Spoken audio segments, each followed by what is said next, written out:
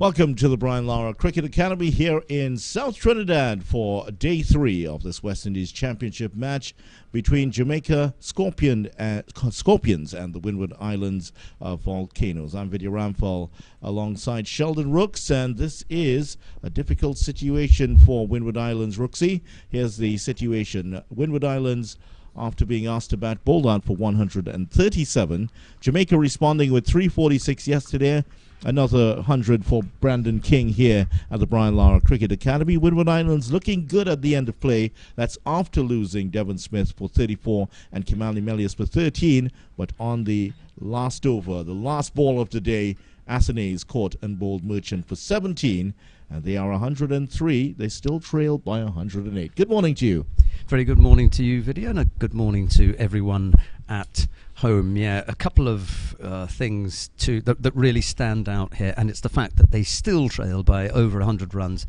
And the other thing is that they lost that late wicket, Merchant picking up the wicket in the last over, so that they were 3 down. They did, however, get over the 100 mark, 101 for 3, but the 3 wickets going down and the fact that they still trail by over 100 is difficult. We are looking at the players just having a look at the wicket themselves, just looking at the trap, which I think has played really well. It's had good bounce. The conditions have been really nice here, in particular for those who can swing the ball a bit. But as Vidya said right at the start, this is a very, very tricky situation for Windward Islands, and you're going to see a lot of close fielders around the bat. Merchant actually started. He got the wicket with his first ball of the over yesterday, so that was immediately the end of play. So he has 5 balls, so don't be confused if you see a 5-ball over being bowled here. These are the last 5 balls of his 8th over. He's coming over the wicket, and the new batsman, of course, is Auguste, because the last man to go, Alec Athanaze, caught and bowled Merchant was 17 yesterday. Auguste, who is on debut, had 3 in the first innings, and he starts off with a forward short leg and a silly point in place here. I had breakfast with Merchant this morning. Good chat. He said he's keen to get this done as quickly as possible. He didn't say how quick it was going to be, just as quick as possible. Auguste forward to it here. As mentioned, Auguste playing for the West Indies under-19 team during the World Cup. Just 1 game at the start. Then he went down with COVID-19 and played in the last game. So a rather unhappy World Cup for him.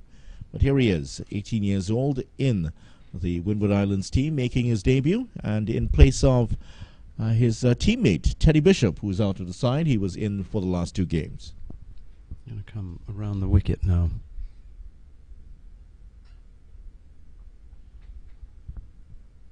Run just yet.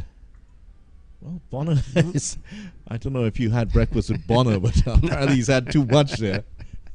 He's had an extra Weetabix, giving that bit of power. Yeah, the Merchant was saying that I think he's 32, if I'm not mistaken. He said he's 32, and he plays his club cricket in Jamaica for Manchester.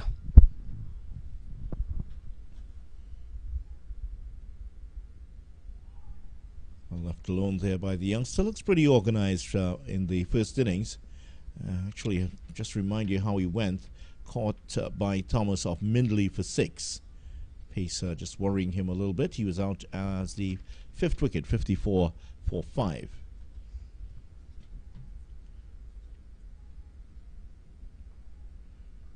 Flicks this one away. That's his first run of the 2nd innings. So he's off and underway. Hodge, who is 30, will come on strike. And you're looking at Merchant. Well, you had the conversation with him. Very much similar to Shane Shillingford in many ways in the way he rips that ball. Yeah, he does. I mean, can you imagine if he's on a surface that gives him any help? I'm just going to leap around.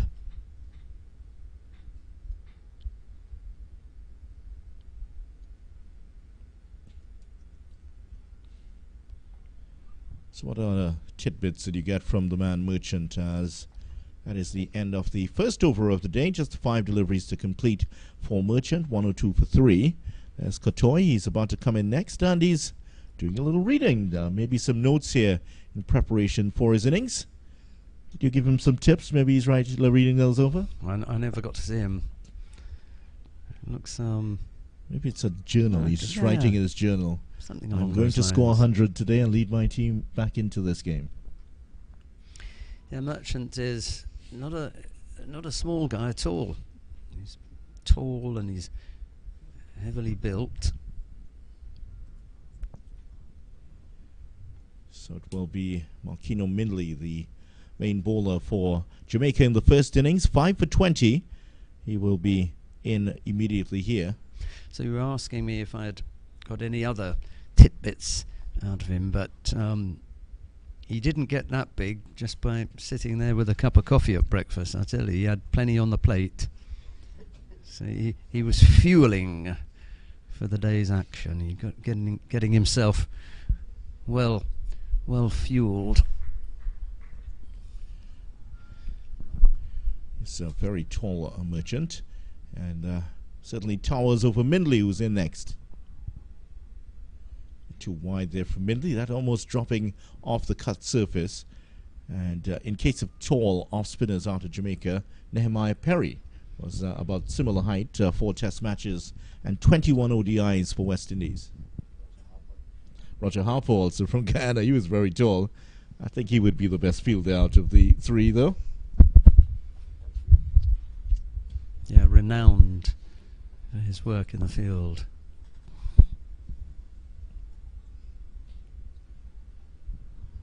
It's getting it closer now. Yeah, that was a It's better at least 2 feet in. That's Gordon, who we might see a little bit later on. Gordon did bowl quite a few overs yesterday. Just to remind you of some of the figures. Gordon had 7 overs yesterday, none for 15, quite tidy.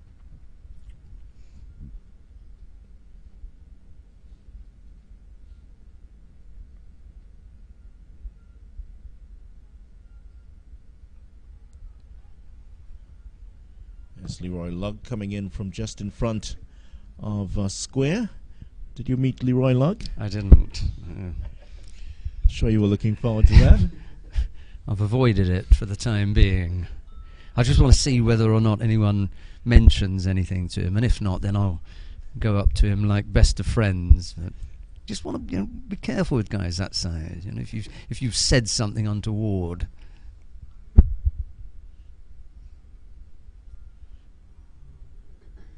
Single this time for Auguste, on to 2 now. Yeah, you want to give guys that size a wide berth, really. Merchant it is who comes in from third man to pick up. There he is. There he is. There's our guy. He has the pads on, and he will be doing some close-in fielding as he did in that last over. 2 slips and a gully in place. Lugg is at that backward point position. Mid on, mid off. There is a fine leg on the boundary, and a deep square leg. It's just maybe a couple of meters off the rope. On the leg side, and that's going to go between those 2 fielders into deep for 4. And not well directed here by Mindley. Not getting his line right as we changed from the left-hander to the right-hander, and picked off easily. Yes, it's... We mentioned this bowling both sides of the wicket. I'm not sure if it was Mindley or not. But then when he goes on to pick up 4 or 5, was it, in the... 5 for 20. Then you just have to keep quiet, don't you? Because he's doing his job. In between those figures of 5 for 20, there's no place that says, oh, and he bowled both sides of the wicket, and that doesn't come up. The figures speak for themselves. So I think the Jamaica coach was also pointing out that there are things that they'd like to tidy up, but he wasn't quite sure if it would change his action. Should be 1. There was a gully brought in place there by Jamaica for that delivery, but still managing to get the single. End of the over, 108 for 3. Hodge on 35 and Auguste on 2.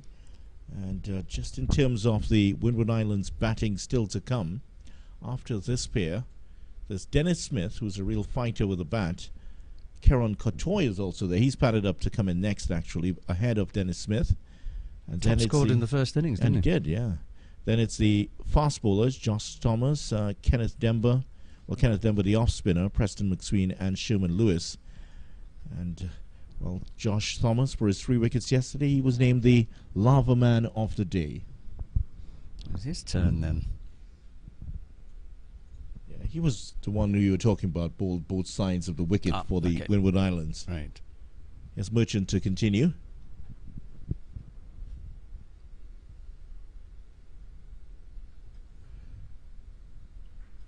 Spending on the onside. That's why that fielder is there on the leg side, just waiting for something that's clipped off the hip. King is the man there. He's already taken one really good catch in the first innings. Wonderful slip catch between himself and the keeper. It's pulled away, and that will go to the boundary. The fielder's not going to get it, even though it went very slowly. Green was a distance away. And that's another boundary for the morning. Well, that's one way of dealing with the close-in field, isn't it? You have a few of those go to the boundary, and all of a sudden the skipper says, all right, we'll just give you a little bit more space here. For the time being, however, the pressure's being kept up. The question is whether they're going to be able to do that with Mindley at the other end, put some more pressure on the batsman.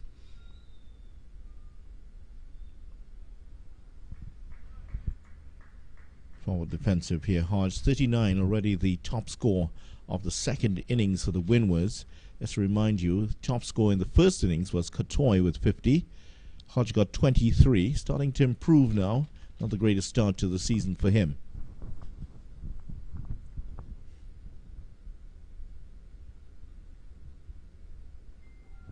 And you were talking yesterday about creating targets. Of course, the target for the Windward Islands to get somehow over this deficit that they're facing here. It's under 100 now. Just small blocks of time they need to occupy here.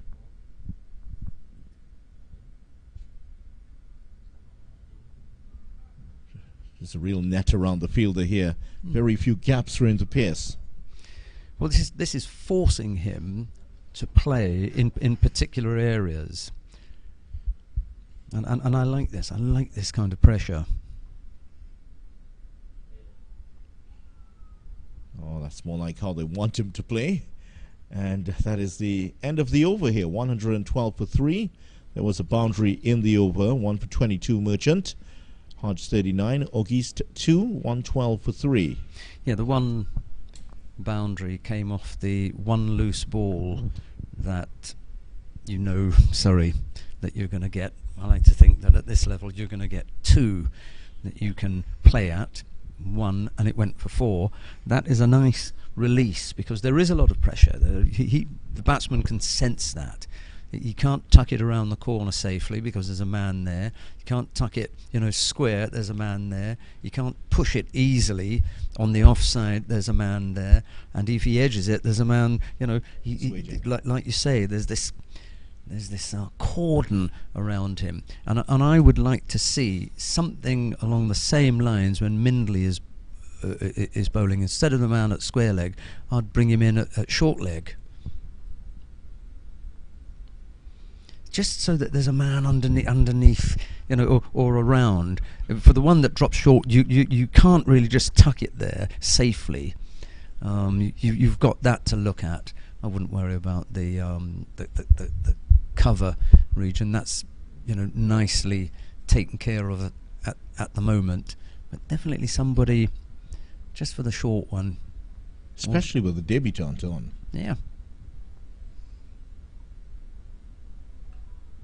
young man, only 18 years old, making his debut. Failed in the first inning, so he would be certainly nervous. And with 7 wickets to go here for victory for Jamaica, if they can get them out cheaply, Yeah, he would certainly be the one you'd be targeting. Hodge has been batting well, but he's had his alarms also yesterday evening. Now, this is your top bowler. This is the man who's taken the most wickets for you. 5 wickets in the first innings.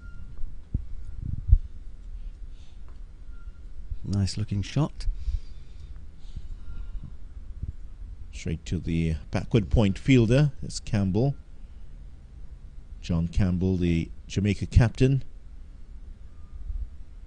He's fielding at that extra cover position. And of course he'll shout a few instructions, maybe some advice to the batsman. And you really need somebody like Lugg close in there who loves a little chat with the batsman. Yeah. Good point.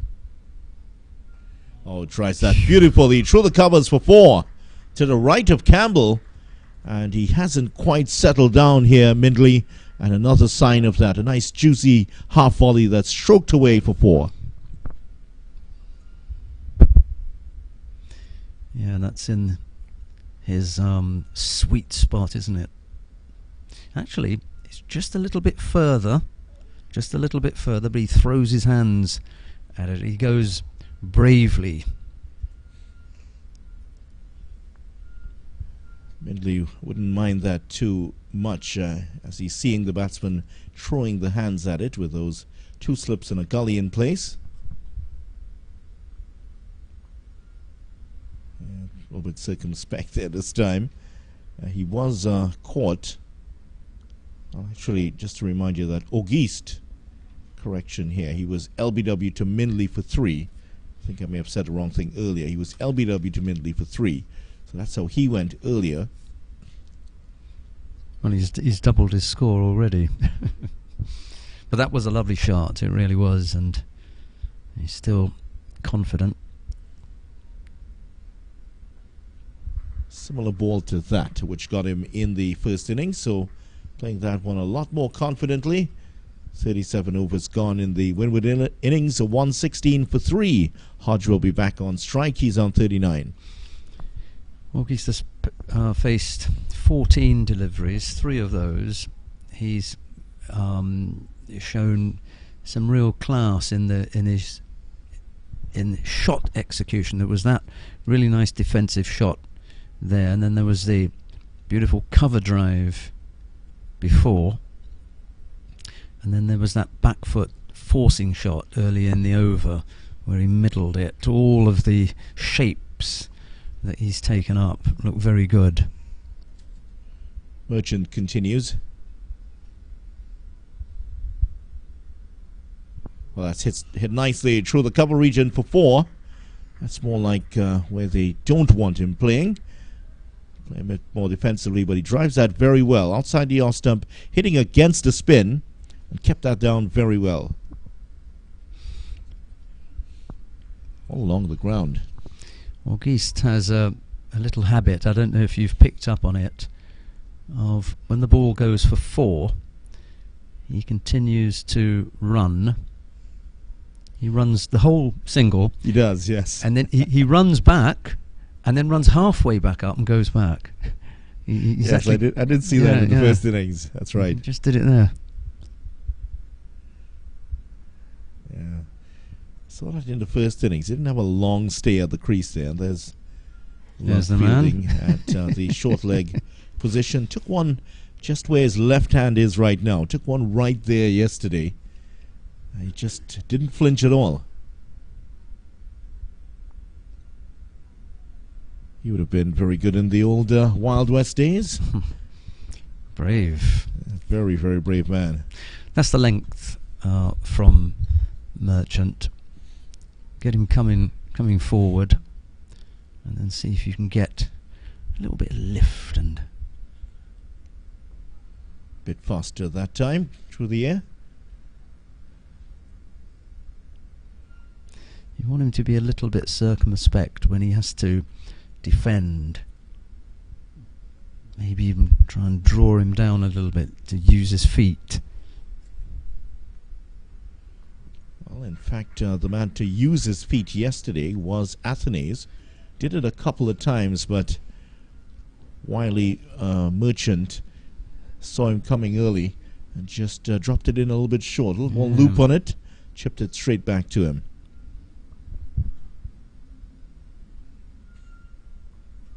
A little bit of turn there as well. End of the over, 120 for 3. When the spinners are on, another boundary in the over, just as in the last one, when the spinners are on, of course you're always going to be aware as a spinner when the batsman's coming down. Batsmen do have these little tells where you can, if you look very closely enough, you observe them closely enough, you can figure out when they're going to come down the track. And I think Merchant was able to pick up on that sign that Athanaze was coming down. It's a story about Shane Warne had actually had the problem with Carl Hooper, who was very good coming down the track. And how he had picked up when Hooper was going to come down was that Hooper didn't tap his bat before he came down, and he'd also looked down the pitch a lot, down as though kind of plotting where I'm going to come that's down. where I'm going to be. Yeah. So, and that's how he was able to spot it, and he was able to get him out as a result. He worked that out then. There's Mindley again. This allows that one to go through there, Auguste. Yeah, batsmen do have these tells. Of course, the famous story about Boris Becker. Andre Agassi was having some trouble deciding which way he was going with his serve. And then he figured out from the video that Boris Becker stuck out his tongue in the direction where the serve was going every time. Goodness me. He was just looking across the net to see where the tongue was. He knew exactly where it was going. Edged and just short of second slip. Similar delivery to the one that got him out. LBW had to play at it. Just short of Blackwood.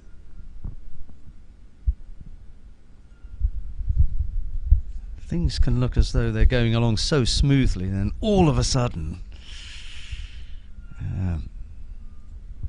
Didn't quite carry there. Just see how short of Blackwood it is.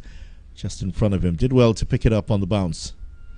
If Mindley picks up a couple here, it won't matter a bit whether he's gone left or right. Nice defensive shot now. Yeah, so that's the sort of line that troubled him in the first innings. And one that just moved a little bit more, hit him on the pad. He was given out LBW, so of course he has that at the back of his mind. It's not one of these experienced cricketers who's just going to push it somewhere down deep in your unconscious and forget about it. Still very young, so he might be still thinking about that.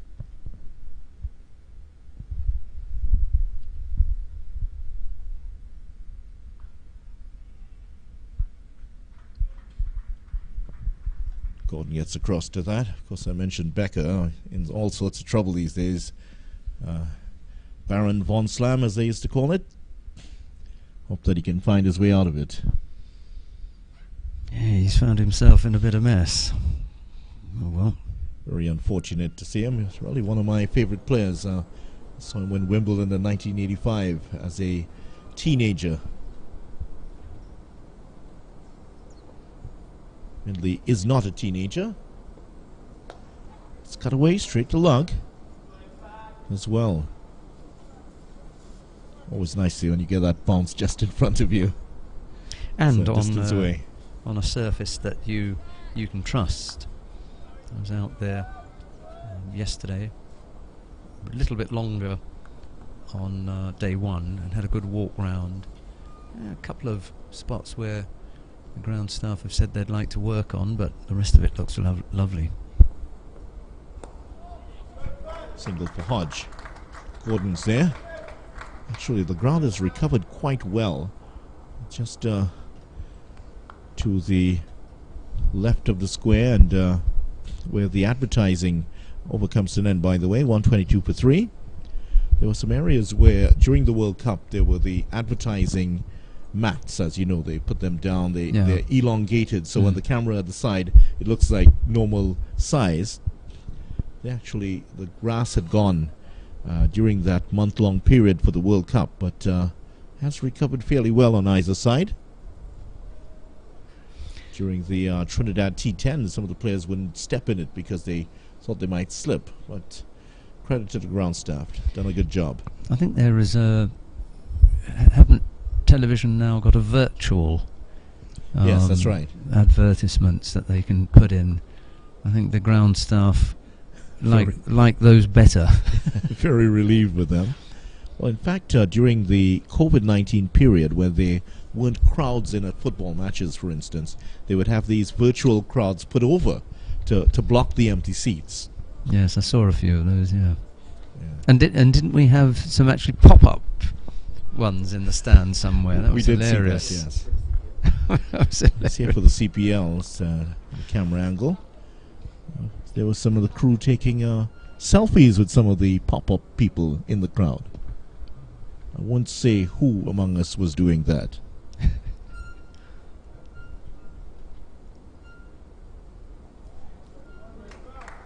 Should be one. Yeah, people taking pictures with them, and somebody even asked, put on the stream one day, wonder if I could rent them for a wedding that I have coming up. It's beginning to sound like that film with Steve Martin, Lonely Guy. I don't know how many people at home have seen that. At home? What about here? They're all lonely guys in this box. That's not what I meant. Well left here by Auguste. Well, he's certainly not lonely. If you put a sheet out there, it could cover almost 5 guys there at the moment, because they're so close in. Forward short leg, and the silly point in place. Slip also. Did they not have a leg slip as well? Yeah, they did. Earlier on, that was for the right-hander. Oh, right, and they've taken him out. Yeah, so when Hodge is on strike, they remove that tuck around there. Swept away, beats the fielder at forward, square leg for 4. Well played by Auguste, just taking him on, sweeping against the spin. Good contact for the boundary.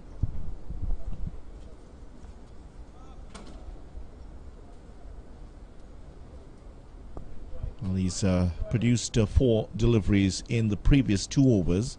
Maybe not quite a 4 delivery, but made into one there by Auguste. We were talking about the importance of 2 or 3 really good-sized partnerships. Oh, he's gone for a wild swing here. Has swept He's at gone, that. He's been given out. He's swept at that one. Played the sweep shot again. Edged and caught at slip. So that is the 4th wicket. Jamaica have made the breakthrough. The catch taken by Blackwood. That really flew to him. Took that very well. Look at this.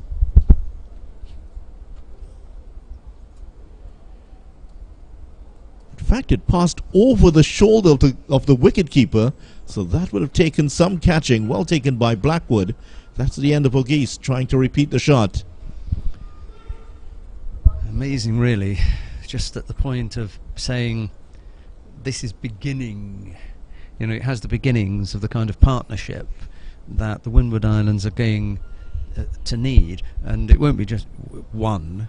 2, they need 3 partnerships of about 50 each, just to put them in a position where they can say, right, well, Jamaica are going to have to bat again. Let's see if we can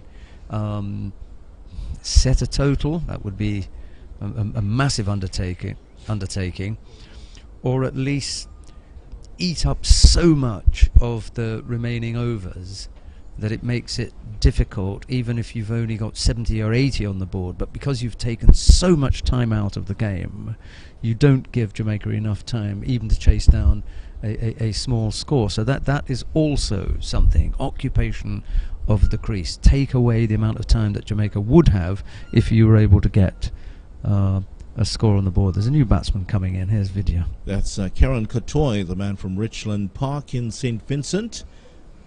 Playing in his 13th match, 528 runs, averaging 31.05, so healthy batting average. Got a 50 in the first innings. They'll be hoping that he can repeat the dose here, and with Hodge nearing a 50 also, You get the feeling that this is very much last chance saloon here for them. Yes, there is Dennis Smith to go. He can bat, he can fight a bit, has a 50 for the season. This is going to be very important here for Katoy to stay in. Of course, he's had the template to how to bat on this pitch already. And he was just refreshing his memory by reading that journal before he came out. And maybe making a few more notes in areas that he could have improved. Well, they've got one of the 3 wickets that they'd want to take before lunch. I think that was their aim, to take 3 more before lunch. Got some turn there. And that dismissal a little bit wider from the Tour Geese. The one before was maybe along the line of the leg stump. Swept at it, and there he is. 127 for 4. No, not quite 400 just yet. It wasn't... we haven't had a score like that. Tells you how incredible that score is. I wonder which ground we're going to be at next week. Well, I may not be invited back. So it could be... Oh, I'm not sure where Jamaica are going to be next week. I know Vidya's got the stats on that. Tell you in a moment. As Mindley runs in again. Got the single easily in the end. It's a nice pick up and throw, actually. Yeah, Gordon's a fine athlete. Well, they all are. They really are. Jamaica have produced so many amazing athletes over the years. So next week, after this game against the Windward Islands, Jamaica will be taking on Guyana at the Diego Martin Sporting Complex in Diego Martin. There are no scores of 375, 400 and 501 anywhere there. That was my... So I think that you'll be safe there. Trinidad and Tobago will play Barbados right here at the Brian Lara Cricket Academy. There's Lug coming into the picture to make the stop. And at the Queen's Park Oval, it's Windward Islands next week against the Leeward Islands. That's always going to be interesting between those two. It's always a fine battle. And it doesn't matter which team is in form that season. It just seems to go out the window when Windward Islands come up against Leeward Islands.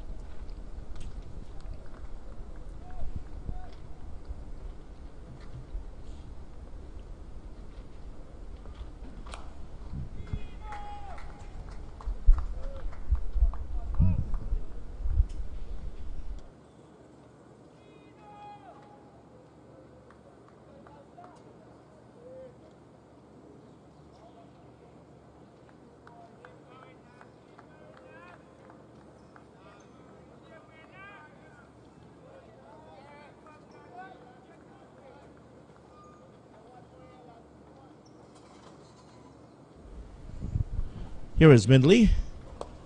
It's pleasantly driven there by Katoy, the left-hander, joining Hodge out there, the 46, who's on 46. Yeah, so the matches next week, those are the matches next week. I'll update you on the scores on the matches going on at the other venues. Right here, Windward Islands, 128 for 4. Still a long way to go for them to knock out this deficit, which was 209 after first innings. Still a way to go here, and they still have to get past this man to blunt his opening spell. Another good delivery here. After a rather wayward start in his first over, he settled in here and found a nice little groove, nice little line outside the off stump. Let's tell you what's happening at the other venues. Let's start in, see what the defending champions are up against at the Queen's Park Oval. Guyana 490 for 7. Hundreds for Tejanarayan Chandapal, 140 not out, and one for Gudakesh Moti, his first class 100 or 110. Barbados had lost 2 wickets at the close of play yesterday, and they're currently 73 for 3, so they've lost another wicket earlier today. Shane Mosley has been dismissed for 17. Yesterday, Craig Braffett went for 17 also. 128 for 4 here. Shea Hope not out on 16 and Ruston Chase on 10. Barbados will be hoping for a big partnership against them. And what an innings by Chandapol. Really blunted the attack of Barbados. And then a very good wicket for Pamal to get rid of Craig Brathwaite. Because if anybody's going to stand up there and bat until eternity, it is going to be Craig Brathwaite. Merchant has had 2 wickets. One yesterday and one early today. One in the last over. 2 for 31.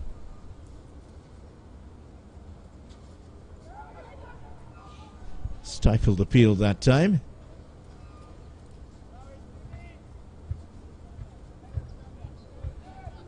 So in terms of the Queen's Park Oval, well, and we talked about the Queen's Park Oval. What about Diego Martin? What's happening across there?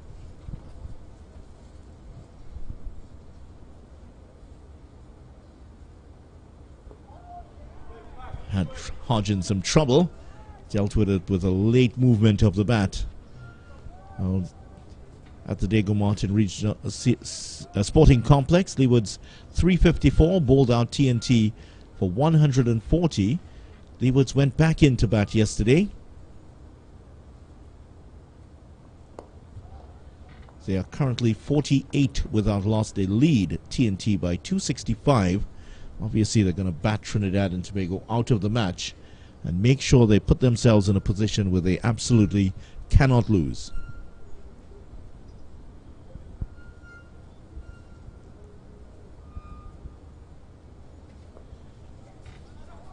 Hodge is sent back here, wisely so by Kotoy, who is very fast, but he was having none of it. Brandon King, great stop for good sliding stop for him. Gets the congratulations from Blackwood.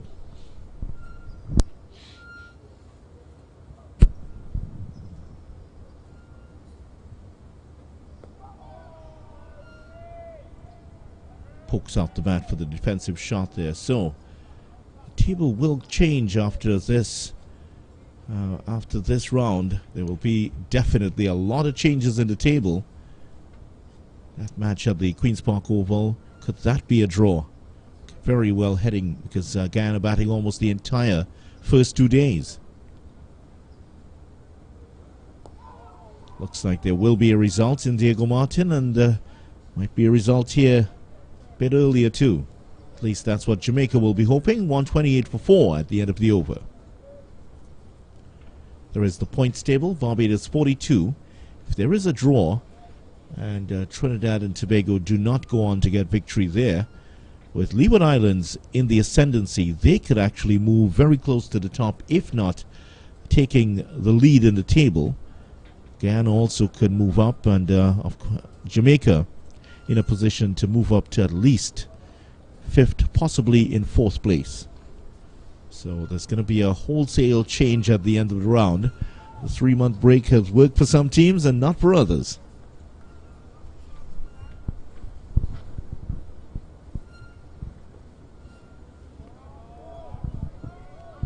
Keno Mindley has not quite hit the heights that he had in that spell in the first innings, where he got 5 for 20. Not quite as consistent here, the Jamaican bowler. None for 41 in his 12 overs.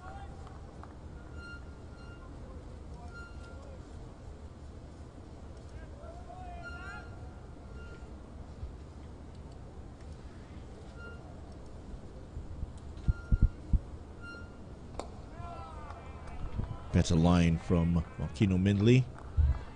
He's played for the West Indies under 19.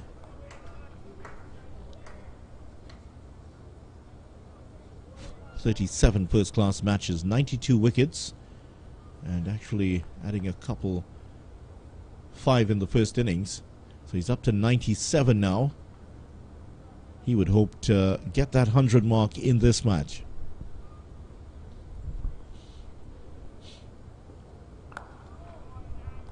Good delivery to Kotoy.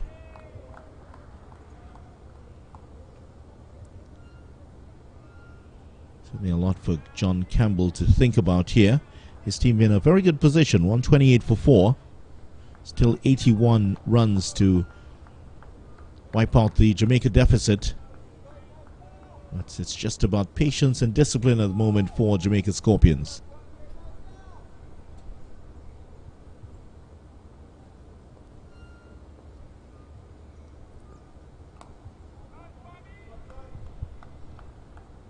Straight to Palmer this time. Mindley started his career back in 2014-2015. Good haul in his first season for Jamaica. 19 wickets in 9 matches.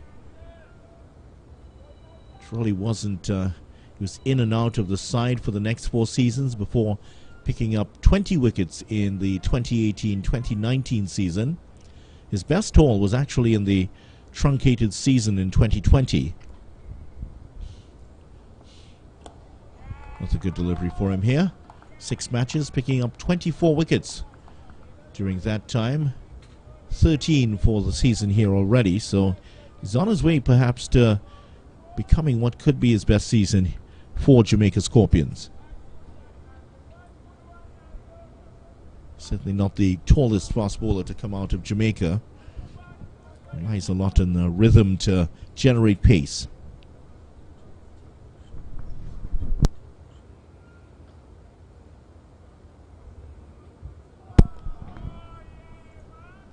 Of course, he does have a template in Jerome Taylor, who wasn't the tallest either, but generated pace and very accurate. End of the over, 128 for 4. Brian Charles Lara. Just a reminder that we are at the stadium named after Brian Charles Lara, BC Lara, BCL. There's the initials there. I think that was a really nice idea to put that in. And often reminds Englishmen in the box about the great man.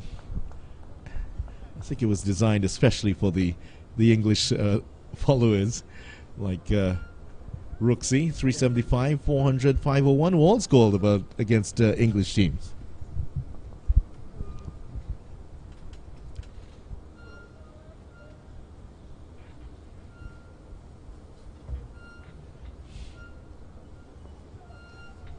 Stop there by Lugg. He will be back in a moment. He's off doing some matters of state involved in that.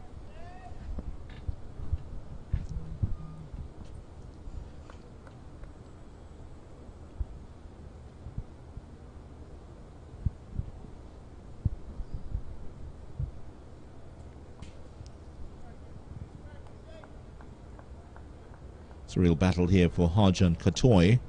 If they can bat Windward Islands true to lunch, that would certainly lift the spirits of the men to come behind them.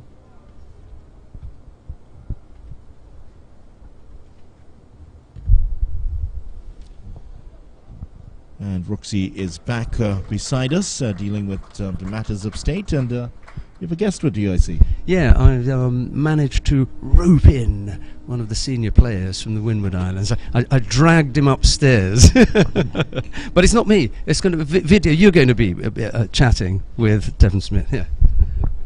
Okay, so a great pleasure to talk to Devon Smith. How are you, Devon? I'm good, thanks. I'm good. Yeah. Certainly not the best situation in terms of the match, though. Not really. At least we still shouldn't put enough fight, but having said that, I think the guys are confident enough. You never know. It's a game of clearest uncertainties. So we get rid of the 200 lead and maybe give them a 100 lead. It could be a different ball game. Certainly, it could be.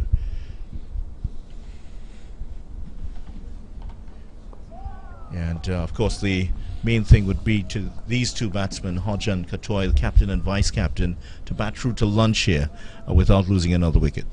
Yeah. Hodge is on 47. Katoy the 50-yard first inning. They are two confident players, as you can see. So as long as they bat as long as possible, the Jamaican will be a bit on the back foot as well.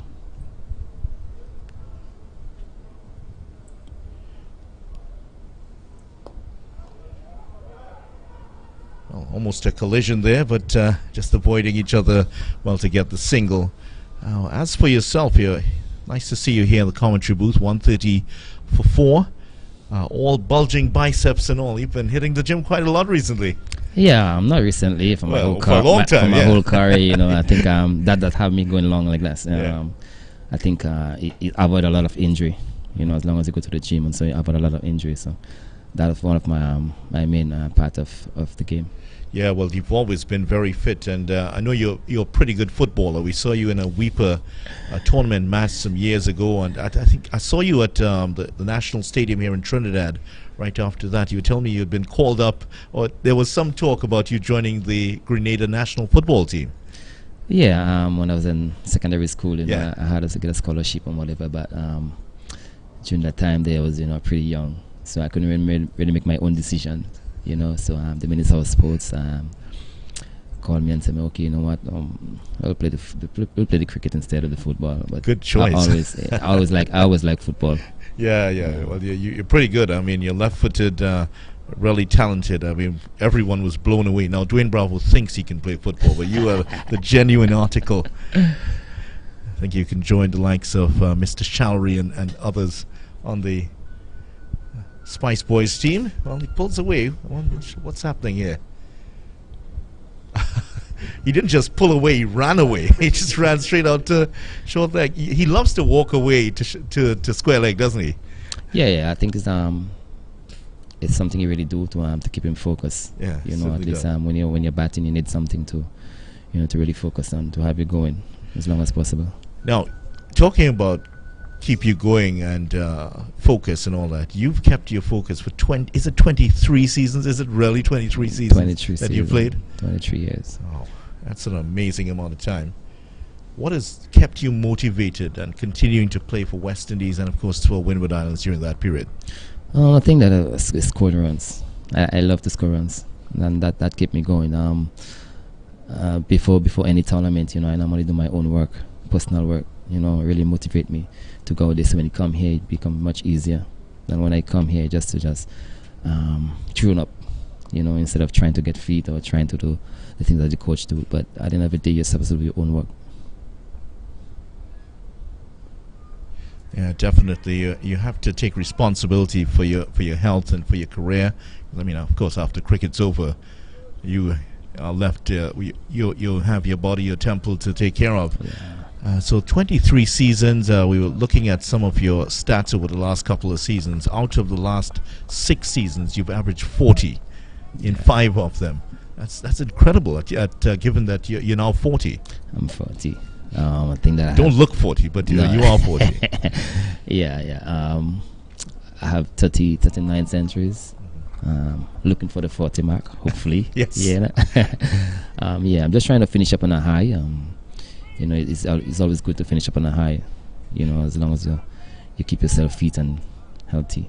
And I mean, talking about finishing up, obviously we would never want to tell you that there's a little bit of discussion about your career. Where is it going? Are you going to play out for the season? Are you going to be back next season? No.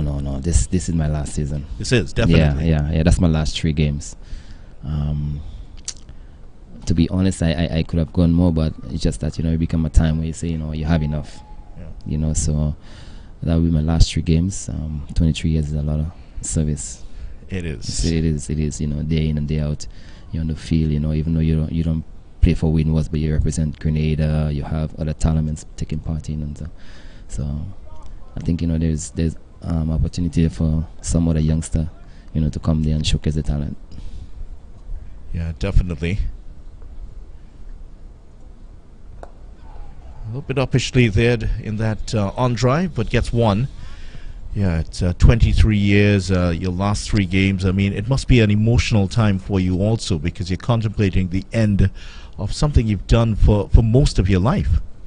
Yeah. It could be a bit emotional.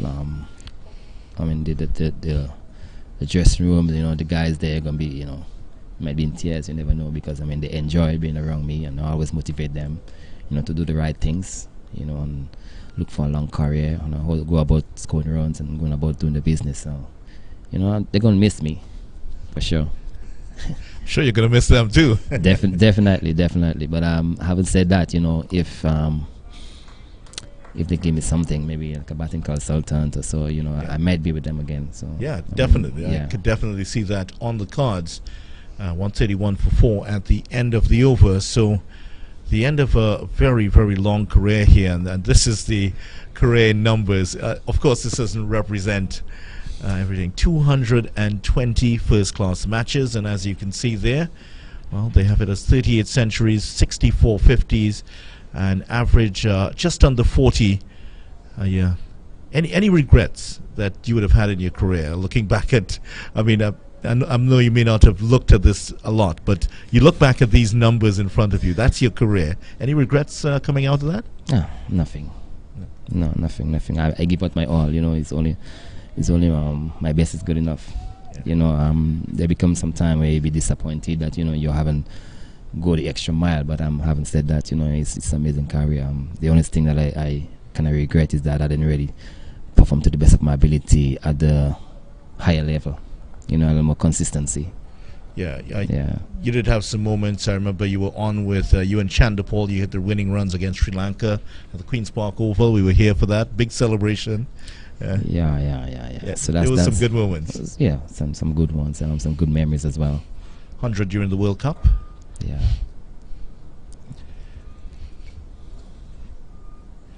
So when you look back at your career, what stands out as the high point of it for you? Getting my first Test century. Right. Getting my first one-day century.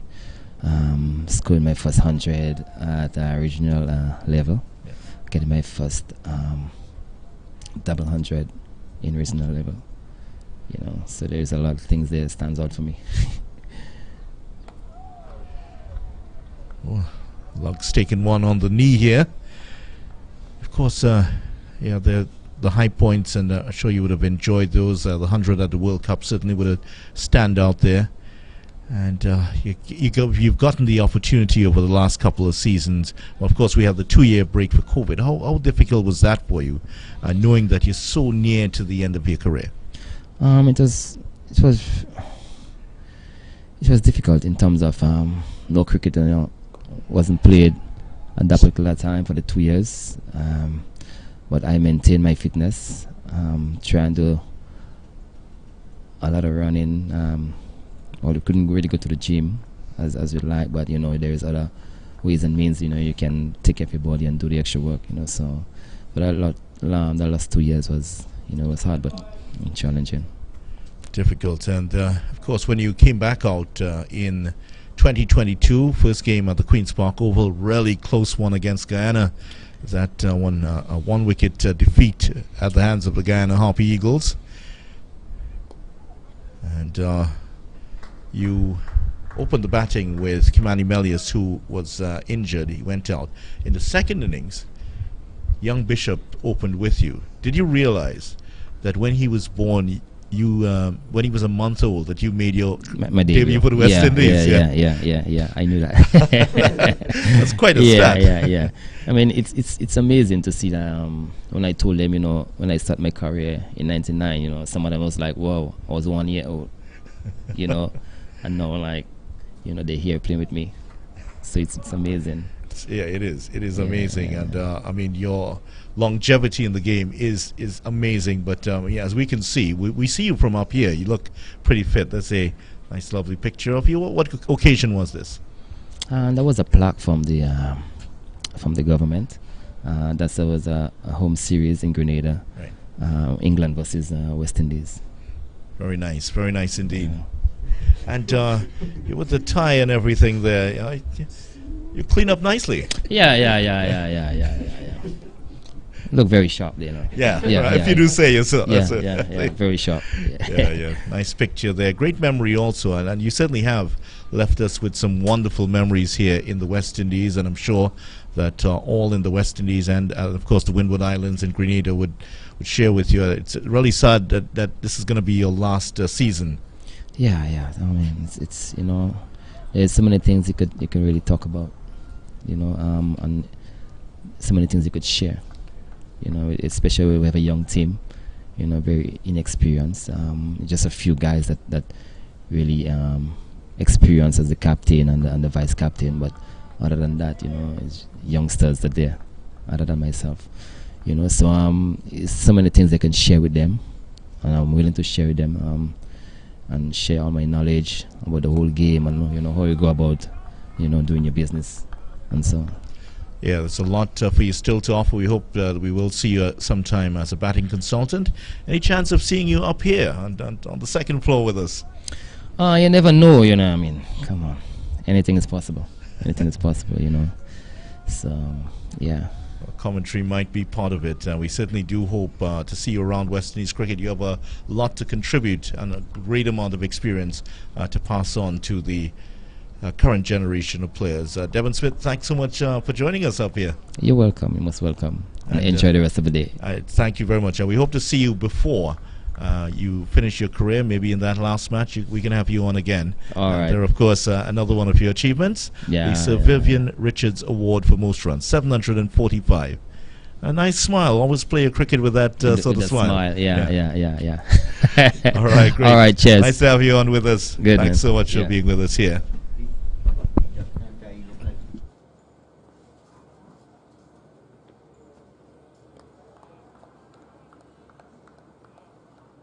Joining us on the air, what a player he's been for the Windward Islands, and announcing there that this is going to be his last season. Age 40. Incredible play he's been, looking to get that 40 at 100. And who will say that he's not going to get it? Certainly would back him to do that.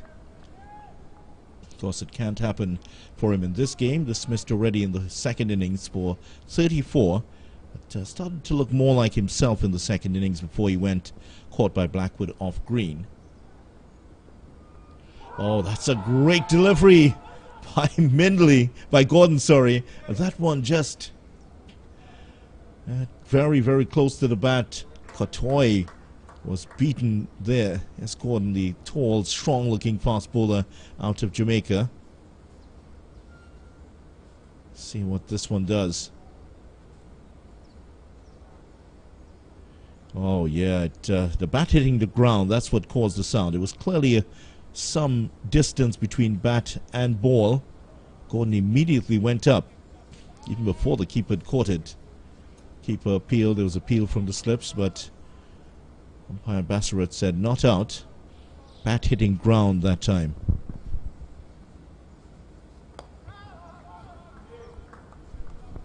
Talk about career choices as the over comes to an end here. 134 for 4. Talk about career choices. Had the opportunity, Devon Smith, to play football on scholarship in the USA and chose cricket instead. I think he made the right choice there. You look back at the careers of so many athletes. Usain Bolt was a cricket fan, a big cricket fan, was dreaming about becoming a West Indies fast bowler. I think he made the right choice. Going into sprinting. Fastest man in the world, the most decorated, one of the, if not the greatest athlete ever to grace the world stage. Certainly he's provided a lot of great memories for us in the Caribbean and Trinidad and Tobago, wherever he's been. It's been wonderful seeing him. Even our own Keyshawn Walcott here in Trinidad, the Olympic gold medalist in the javelin back in 2012. He actually was a very good cricketer for Toko Composite. Played at secondary schools level, had a really good bowling action.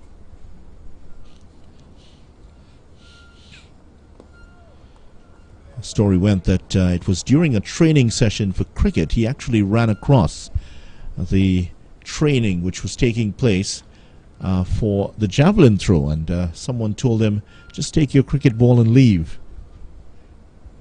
And he retorted after that. Should be one here. It's a good stop by Campbell. Captain showing everything.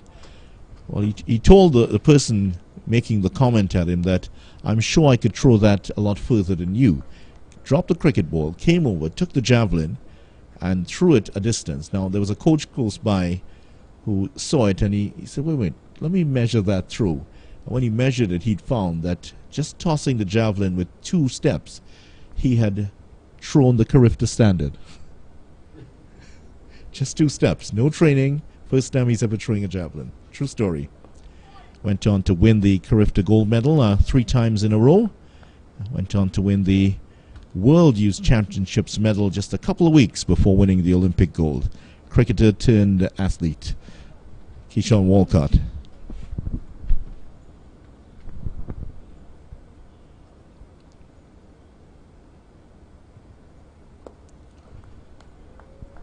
Katoy looks like he could have actually been a pretty good sprinter in his time, but has chosen cricket here. 50 in the first innings, 5 of 33 already.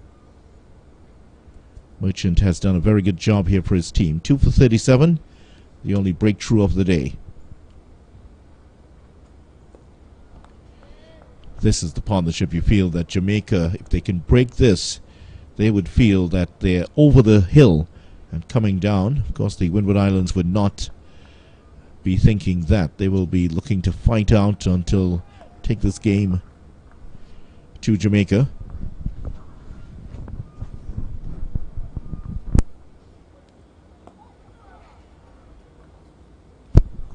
Just one this time. Well, and Krumah Bonner seems to have everybody's cap on the top of his head. He has 3 on top of his head there.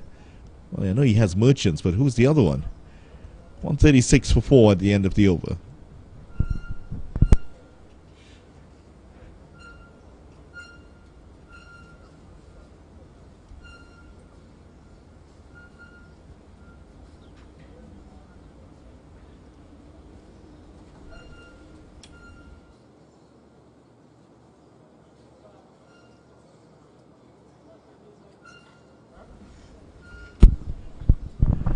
So 136 for 4, 48 overs gone. Windward Islands batted 51.1 overs in the first innings. So now much better batting performance from them. Hasn't been the best season for the Windward Islands, as they have actually. I was looking back to last season, which was, of course, in 2020. They have lost in their last five games. They've only won 1 of their last 5 games, with 4 losses in there. So they're on the back of a 3-game losing streak in this regional 4-day series. And Ronnie Bikram steps in beside me here. How are you, Ronnie? Good morning, Vidya, and good morning to all our viewers. Yeah, it's not a great situation here for the Windward Islands, as they're facing down the possibility of a 4th straight loss in this competition, stretching back to 2020. Yeah, definitely. It's not a good situation, as Sheldon Rooks always mentioned. It's not a good situation they are in at the moment. But this partnership, what I like to see, with this partnership, is that they are positive. They are not just what you would say, just blunting the ball. They are not just trying to survive as such. They are putting away the bad ball. They are trying to rotate the strike as much as possible. They are trying to score. And in that, they're being positive. The score has been pushing along. It's 136 for 4 now. They only trail by 73 runs. Right? And these two, as you mentioned before, Vidya, they need to really bat long for their team. If they can stay here at least until lunch, it will give them some hope. And as Devon Smith mentioned, and this is another good single here, and that's what I just mentioned. They're running between them, looking for the single, looking to put away the bad ball. And as Devon Smith just mentioned, if they can just get cross that 206, get probably 100 runs or so ahead, they could make a fist of this game. They could put themselves in, give themselves a chance of really trying to get a win. Yeah, and that turnaround, as you're describing, if they can engineer that, it would certainly dull the motivation that the Jamaicans are running on here. It's Gordon to continue. It's very important. Hodge 2 away from a 50. Katoy got 50 in the first innings. I certainly hope to see something big from these two. Of course, 4 wickets going down. That disappointment with the dismissal of Athene so late yesterday. Yeah, definitely. That was disappointing. But the captain, as you mentioned, 48 from 109. It's a wonderful knock, not just for himself, but for his team here, giving his team a chance. Yeah, so he stays on 48. We've been on for just about the just almost up to the end of the first hour's play, so their water break up very soon. They actually started earlier today at 101 for 3, 137 for 4 now, so it's been slow going in the early part of the day here. Just 1 ball to go in Gordon's over, I think, before the water break. Yeah, definitely. You can see the third umpire and the substitute fielders there on the line waiting. End of Gordon's over, 137 for 4. The umpire has called on the water. So just to tell you what's happened here, in the morning, Windward Islands are resuming at 101 for 3, 30 not out for Hodge. He's progressed to 48. Kotoy has come in after Akeem Ogist was dismissed for 11. And the Windward Islands at the first water break are 137 for 4. There it is. Dismissal of Ogist this morning. So they've lost 1 wicket and they have added 36 runs in the first hour. So slow going here for the Windwards attritional stuff. And Jamaica trying to chip away to get victory. Join us in a few minutes' time as we continue commentary here on this West Indies Championship match. Windward Islands Volcanoes versus Jamaica.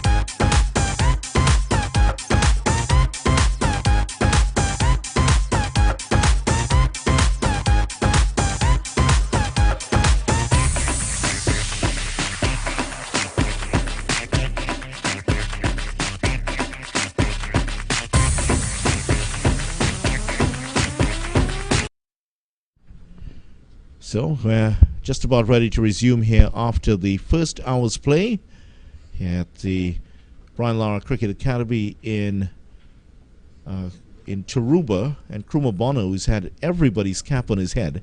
That is 3 caps now he's had. Maybe a 4th he's added.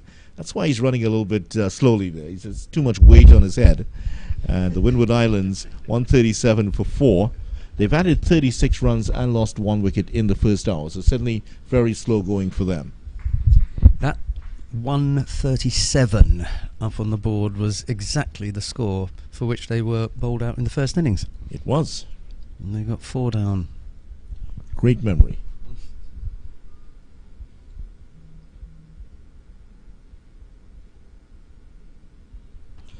Oh, he's trying to cut that away. Maybe coming off the edge, and that's going to run away to the boundary. Not even Brandon King can rein that in. So 141 now for 4. Katoy onto 11. Bit chancy there, that shot. Brandon King was not far away from it. That's why he's there. He's there for that kind of cut shot, but just went to his right.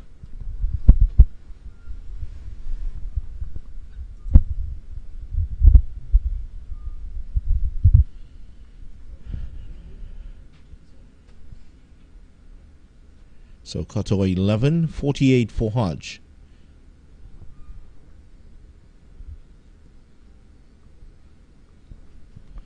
Merchant has been very tidy. After giving away a couple of 4s in every over for the morning, he sort of settled down into a nice line here to the left-hander. Sorry, Auguste was out for how many? He was out for 11. And Hodge has only put on 3 since then, I think. He was on 45, and then Auguste was on 11. This does not bode well. The omens are not good. Pulls that away, straight at Bonner. Outside of those 4 runs that were scored just a few moments ago. Just 10 runs during that period since Auguste is gone. The only reason to say this is because it was at this point, when Hodge was on 45 and Auguste was on 11, that I said, this is just beginning to shape up to be the kind of partnership, so I'm not going to say that now.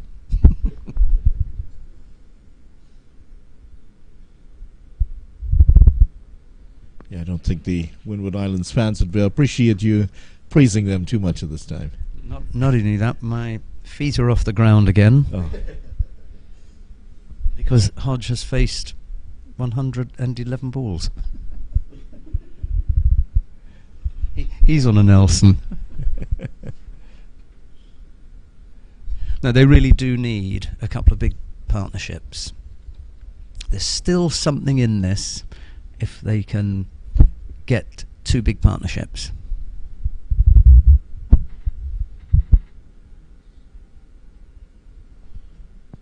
That's the point that Ronnie Bikramdas was making when he was on shortly, just a short while ago. So Hodge on this Nelson, as you mentioned. What's this? We know a little bit about the Nelson. We've seen it over the years. We've heard it from West Indians, find it very amusing.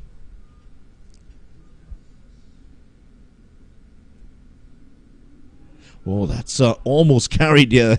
That's had him in all sorts of trouble there, Katoy.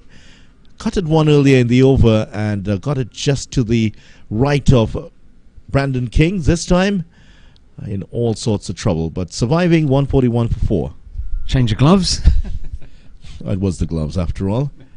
So the partnerships that I'm talking about, and the reason that I'm talking about it is because they trail by 68. So let's say that from this point on, they were able to put on another 50.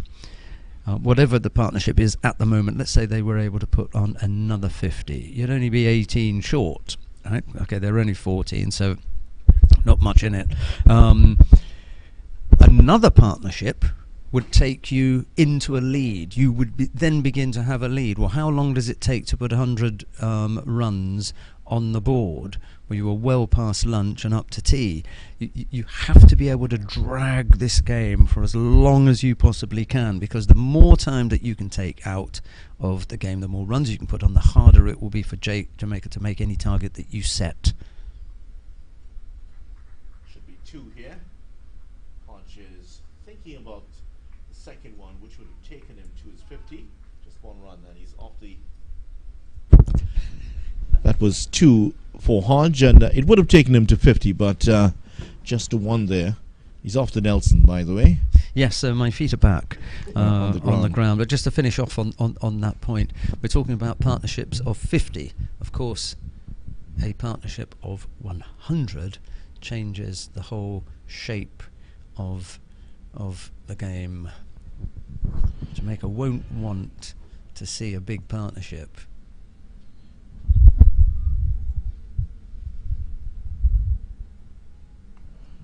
Chasing in the 4th innings has proven to be difficult here, as Trinidad and Tobago found out against Jamaica. They would be very well aware of that. Trinidad and Tobago set 81 for victory. They lost 7 wickets in the first game of the season here before getting it. And I think Devon Smith was talking about that. That may have been before he came on for the interview. He was saying they don't want to bat last. Jamaica don't want to bat last. Nice shape there away from Gordon. Just pitching that up to allow it to swing. Haven't seen too many edges. There's one that landed short of Blackwood. Of course, there was an edge off the batter for Geese that was taken well by Blackwood at slip. Not quite as much as swing as we saw in the opening 2 days. That not the same amount of breeze we've had in the first 2 days also. That's a good line here. So you were talking about, just to go back to the Nelson, now we find it very amusing here in the West Indies. Yeah, go ahead. And be interesting to get an Englishman's perspective on it. So it's after Lord Horatio Nelson, of course, who had one eye, one arm, I think it was. It is, yeah. I'm not going to go too much into it because it is such an English thing. It is. It certainly is. Bore our viewers at home. Oh, that's gone past the keeper. That's going to be 4. Buys it should be. Leg buys. Just flicking off the pad and past Gordon. Aldane Thomas, in fact, and down to the boundary for 4. Ronnie's just pointed out that we haven't yet had a 50 partnership. And that, for me, is the benchmark. You need to get good partnerships going. We've had a couple of 30s and 25, I think, when there are 20-something. But they've got to be able to occupy the crease. They can still get something out of this. I mean, the something that I'm talking about, I haven't really wanted to mention it, is the draw. Because you're not winning from here. It's not a dirty word, by the way.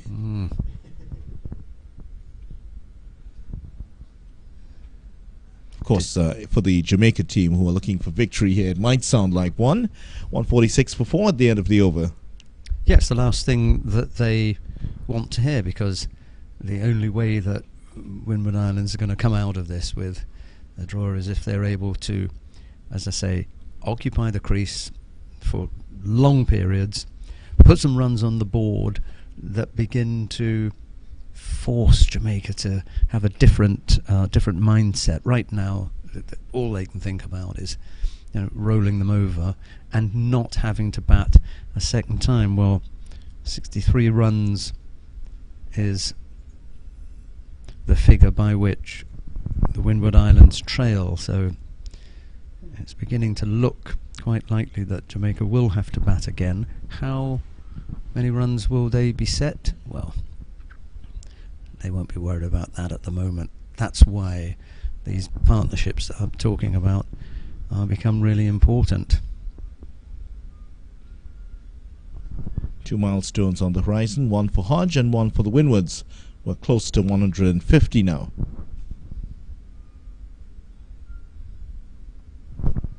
Straight at the fielder. Gordon is patrolling out there.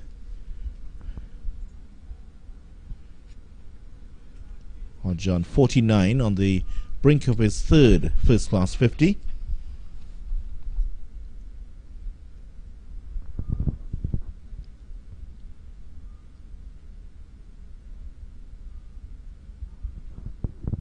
Bonner is at that leg slip there. He still has on 3 hats. we talk about guys wearing different hats in life, but he has on Merchant's hat and somebody else's. I'm not sure why. Had 3 at one point. Might be 2 this time, though.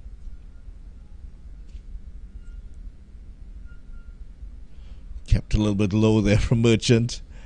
On the back foot, Hodge. You really have to stay on the front foot here. And the longer this match wears on, the ball is just going to come through that a little bit lower. We haven't seen too many to squat here at the Brian Lara Cricket Academy. Yeah, from up here, it appears to have played really well. I imagine if you ask some of the Windward Island batsmen, they may have a different opinion. Past Bonner, and there's the 50 for Hodge. That is his 3rd first-class 50 to go with 100 there. Started his career in 2011, and he raises his bat, acknowledges the applause from his teammates, and gets congratulations from his vice-captain, Katoy. Still a long way to go here. Muted celebrations. That's because they are far away from safety here. Yeah, that's a real pity. You put 50 on the board and you look up at the scoreboard and you realise that you're still staring down the barrel.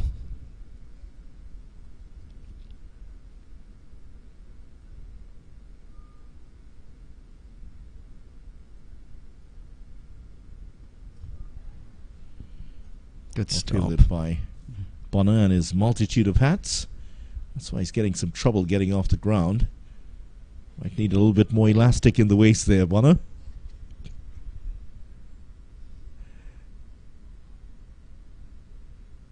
That's why the drawstring's there. You need to just tie it up.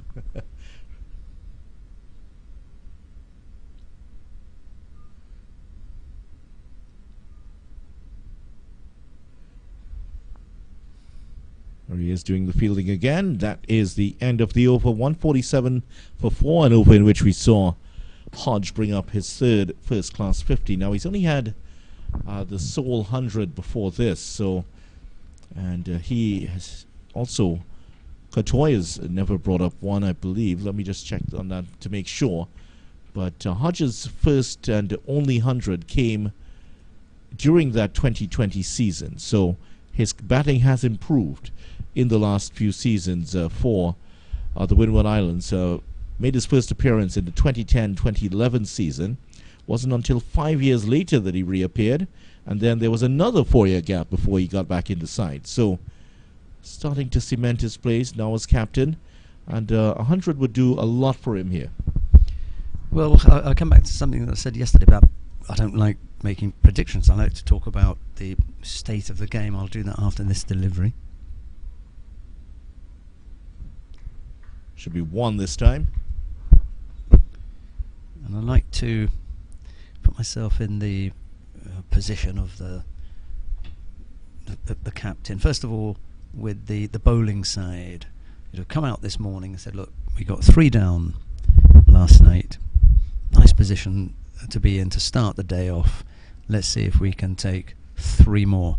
Well, we got 40 minutes to lunch, and they've added one more wicket, so they're too short at the moment of that goal.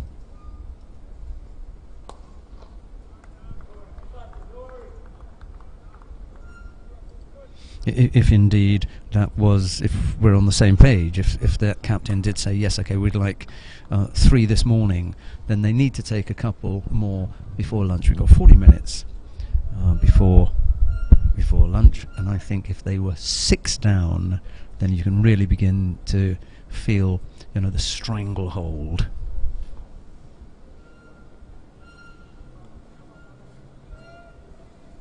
Slightly untidy behind the stumps. He should have had that. Sorry about that. So Katoy, just mentioning that Katoy actually 100 and 350s. As for Hodge, that was just a correction. That was his 14th 50, 300s to go with it. Sorry to mislead you there. So the 1450 for him in his career that has lasted since 2012, and an average of 28. So if he can take this up to get his 400, that will certainly be great for him and for his team. Another 50 runs from him. And to get that extra 50 runs, he needs to have a partnership with someone who's going to stay with him. And obviously, the best man is Kotoy, who's there, 50 in the first innings. So we've spoken about what the Jamaica side would like. They'd like to take a couple of wickets before lunch to add to the one that they've already got. That was 6 down by lunch. Windward Islands, well, obviously, they don't want to lose another wicket, and they want to keep this run rate ticking over at 3 or just over 3 and over.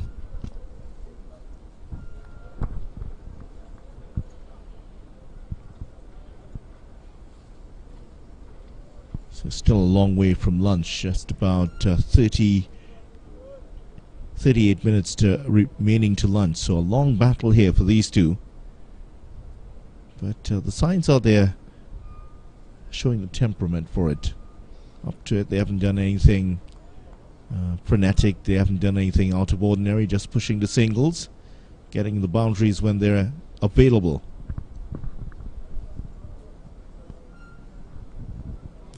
Well, that was very wide there from Gordon.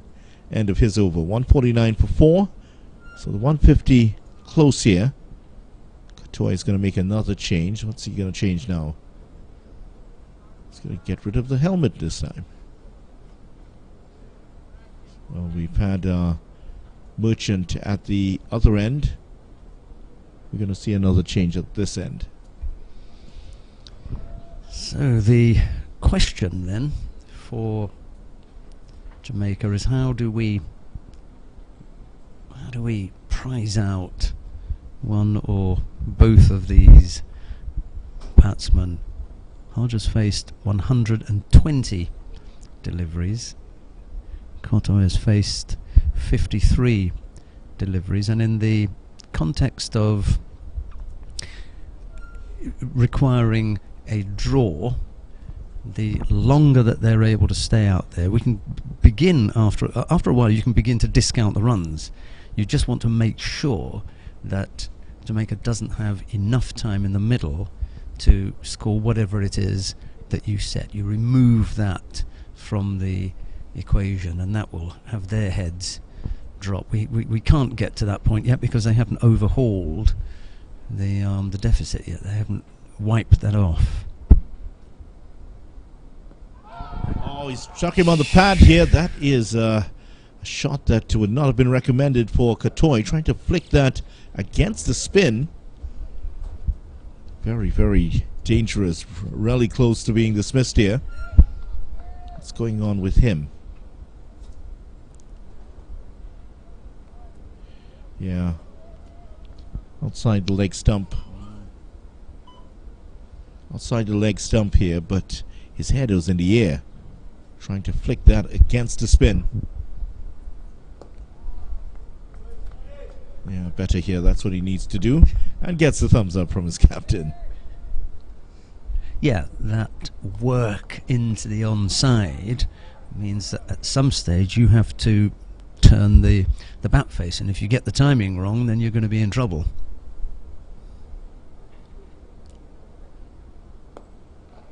Oh, that's nicely played. That's straight past the bowler, and it beats the fielder. Mindley has to run back to chase this one as it goes over the ropes there. So that is the 150 up for the Windward Islands. There are a few full teapots out there, as you can see from the Jamaica the wicketkeeper and the wicketkeeper. First slip.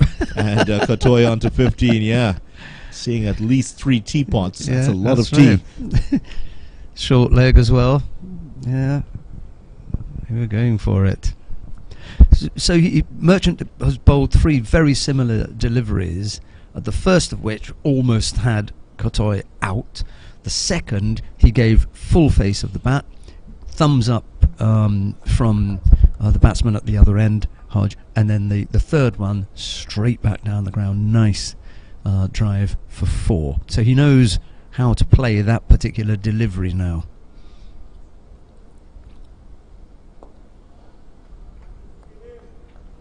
Switching the angle this time, but straight to mid-on. There's lug in the way. And it was a nice little push. It was a check drive. Yes. And once he got it past the bowler, Mindley, who came across quickly, put in the dive and couldn't get a hand on it.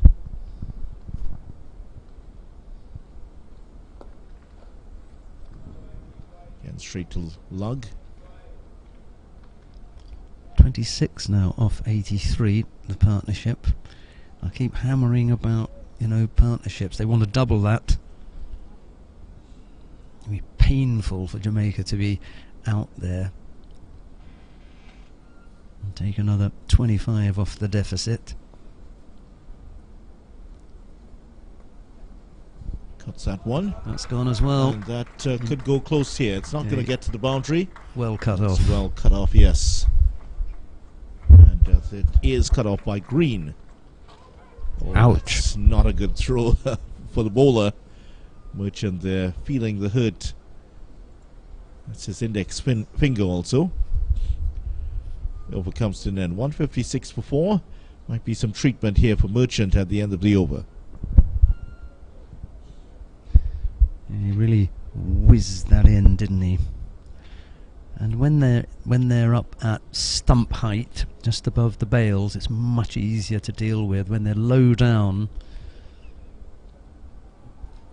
chances are you're not gonna take it cleanly. Well, the 12th man is having a lot of work because at the end of the last over, Kotoy sent the helmet off. Spinner was on. Now the pacer's back on, and he has to run out there. So he's doing a lot of sprinting at the moment, the 12th man, as is this man, Gordon. Yeah, it's very much a thing that, well, it's a hangover, isn't it, from the short form of the game, where players have now decided that any time there's a slow bowler on, they're going to get rid of the helmet. Gordon has been tidy, 12 overs, 19 runs. Nice shape away from the left-hander again, which has been a feature of this venue. Even those bowlers who may not be known to swing it a lot, they get some assistance from this cross breeze, which has picked up in the last half an hour or so. I'd be interested to see what would happen with English bowlers here who are particularly accustomed to dealing with the ball that swings. I did have the opportunity to see back in 2009 Andrew Flintoff bowl not too far from here at Guaracaro Park, and he was getting that ball to swing a lot. From the very first delivery, he was getting it to swing.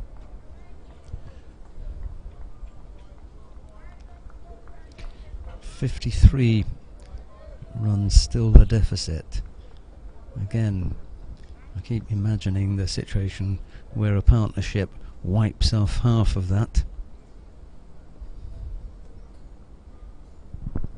More swing, just starting it a bit too far outside the off stump here, Gordon.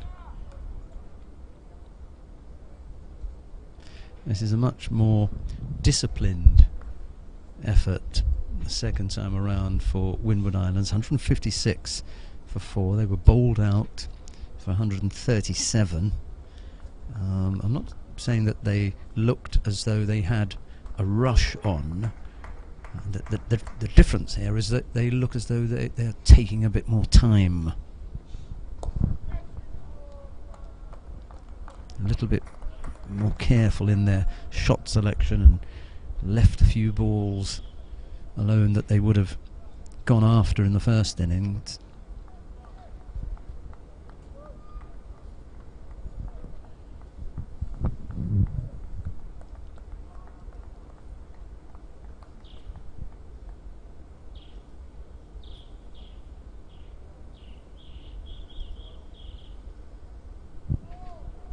Bit closer to where he wants to be. Kotoy just playing inside that one. Just to give you an idea of what the Windward Islands have done for the season so far.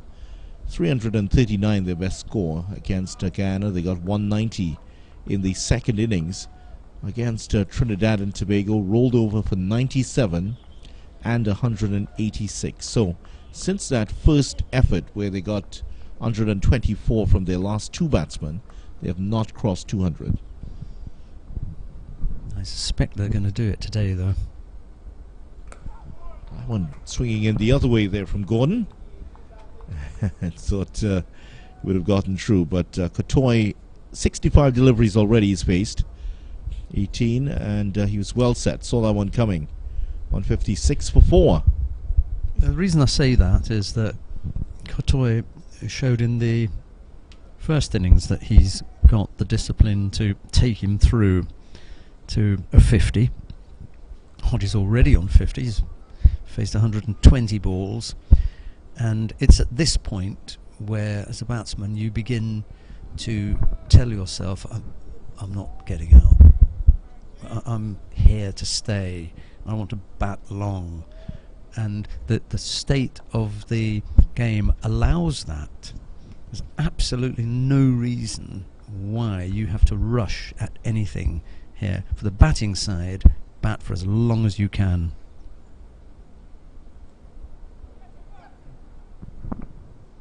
Every now and again, Hodge looks a little bit troubled here by Merchant in that last over. Kotoy could have been dismissed by Merchant early in the over. They didn't see much of him in the first innings. He just bowled a 1 over. So these two perhaps a little bit more comfortable with the ball coming onto the bat.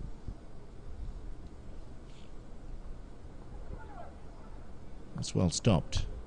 This is a good field here that Merchant has. He's got, apart from the keeper, he's got 4 other close fielders. Your out is only straight back down the ground. Picks up one to Mindley.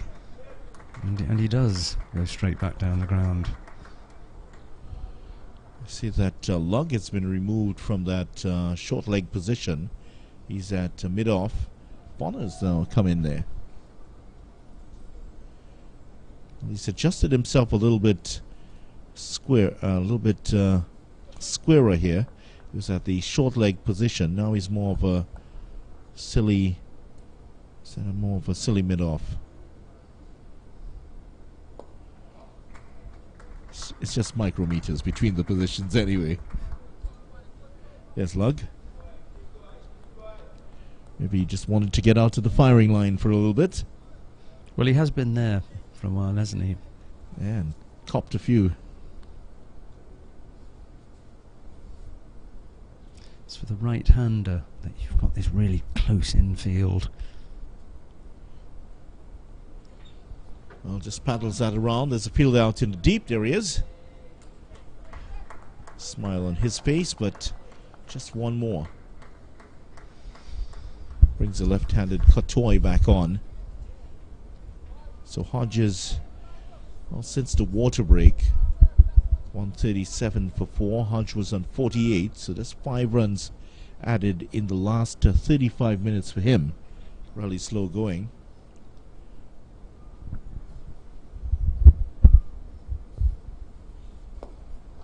Flighted delivery here, just enticing him to perhaps come down and try to flick across the line as he did in the last over. He doesn't do so. Over ends 159 for 4. I'm okay with the slow scoring. I'm also okay if Hodge takes his time, but it's got to pay off.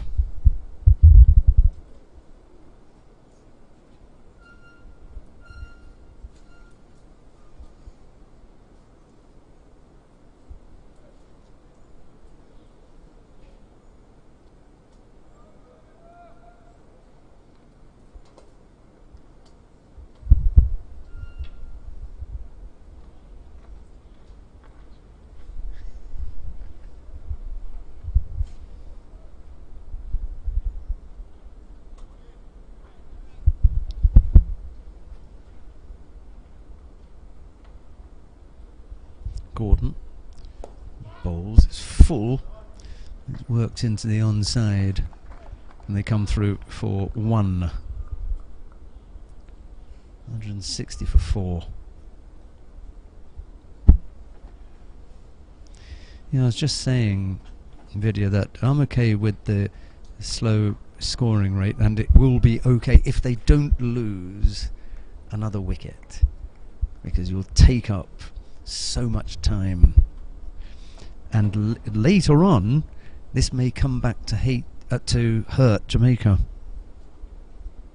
It's just about occupying the crease right now with these two. They look a lot more comfortable against the paces, the ball coming on. It's against the spinners that occasionally you see them just being flummoxed a little bit, struggling to keep the ball out. Both of them have been troubled by Merchant. Wondering if there might be something in bringing on a spinner from the other end also. Because they haven't left out Harty, who's actually part of the squad against Trinidad and Tobago here in the quiz game. So we don't have that option of more of a specialist spinner in the squad.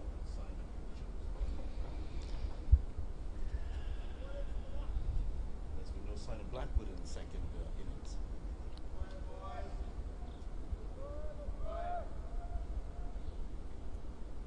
Just one of them on.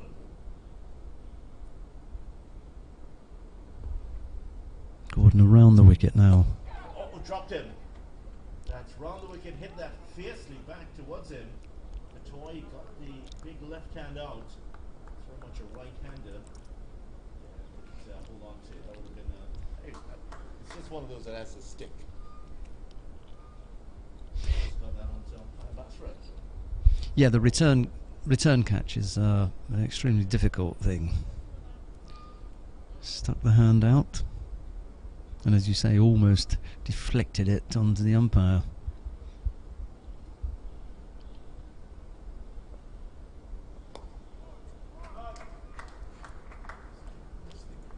Solid in defense there. Hodge.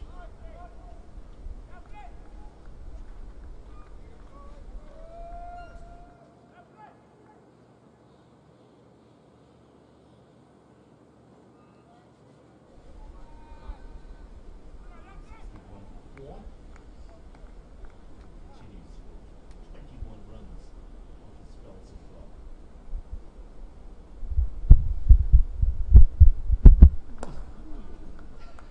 84 balls he's scored and only conceded 21 runs. That's another good one there from Gordon. Great honest effort from the big fast bowler, but nothing in the wicket column for him yet. 161 for 4. He may need a rest soon. There's a sign with seamers when they run through. They call it running through the crease. He just leapt on that last ball and seemed to float down and not really, go right through. So when you're just finding it difficult to make the crease, power's beginning to drain. Maybe a change in the offing. Keep the spinner on at the far end, and then you rotate the 3 down here. Merchant looks as though he could go on for the rest of the day. Mind that too much. 19 overs, 2 for 53, a wicket off the last ball yesterday. And the lead is under 50 now. It is. 48. Wicket earlier today. Athens caught by Blackwood, Old Merchant for 11. Backwood cutting this one. There's a man there. It's a point in place and the back point. Point, in fact, and a backward point. Was that Green that picked that up? I think it was, wasn't it? Yeah, it is Green. He's been off the attack for some time. You might see him come back on. Mindley bowled before Gordon. Should be a run, and it is. Joy playing against the spin.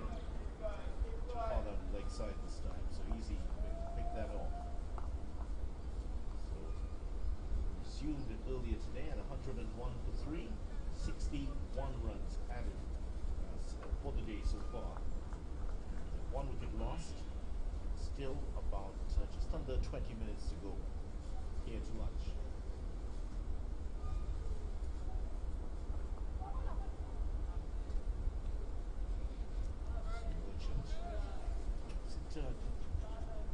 Jamaica maybe got it wrong? They could have had the extra spin, or was it a good decision to put in those three seamers? No, I'm okay with the three seamers, Merchant up at the other end and then working away.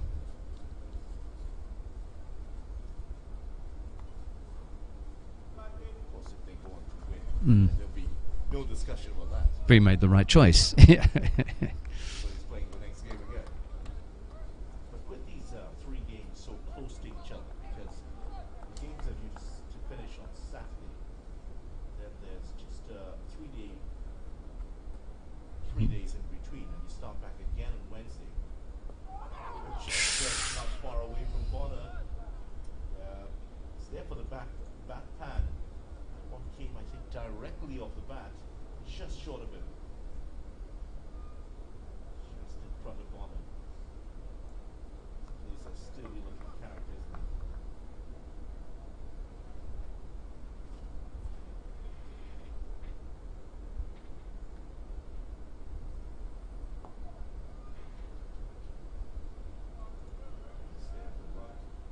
Three helmets on the field at the moment. That's the end of the over. 162 for 4. You mentioned 20 minutes. It's just under 20 minutes. I think this might be the chance here, isn't it? The chance. That carry. No. It wasn't anywhere close to him. It was directly off the bat anyways. It's there for the back pad. Just a little bit short. The keeper actually went to touch the spot as if to emphasize, yeah, he was going to get that. Right, so lots of things to look at here. Time now. You really, both batsmen will be thinking, let's just get to lunch. Well, we've been talking about them getting to lunch without losing another wicket for quite some time now. Jamaica, 2 wickets they will have wanted to take have not yet materialised. They've only taken the one this morning. The partnership is building. The deficit is coming down, not quite quick enough. They'd like that to come down a little bit quicker, but for the time being, the really important thing is that they don't lose another wicket. Video. It's Green. Green was just coming back in there. Green bowling his 11th over. And this is the first we're seeing him for the day. Mindley started. He's bowled 10 overs for the day. The problem here for Jamaica is that their strike bowler, Marquino Mindley, because of those 5 wickets in the first innings, they've been a bit more circumspect against him, and in addition, he's been a little bit off color. Oh, what a delivery here from Green. That one, that's very, very close to the edge. Green's had 2 wickets in the innings, 2 for 35. Is how he did it. Going around the wicket here, shaping into the batsman and just holding its line slightly. And Katoy just pulled his bat away at the last moment. Green following through very close to the batsman. It's a sign that the bowler enjoyed that particular ball. It's kind of the equivalent of a Tiger Woods club tour, the other good shot. You always know when Tiger enjoys a shot. He walks after it immediately. The pad this time, going down the leg side, more peel. Good hit it back there. Good start here from Green. He's motivated. He's looking very lively.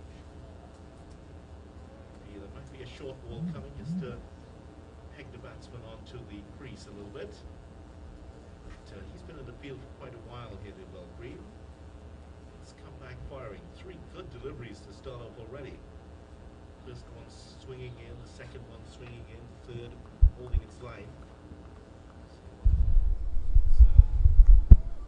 As he comes back in, we have a motivated Well Green in here.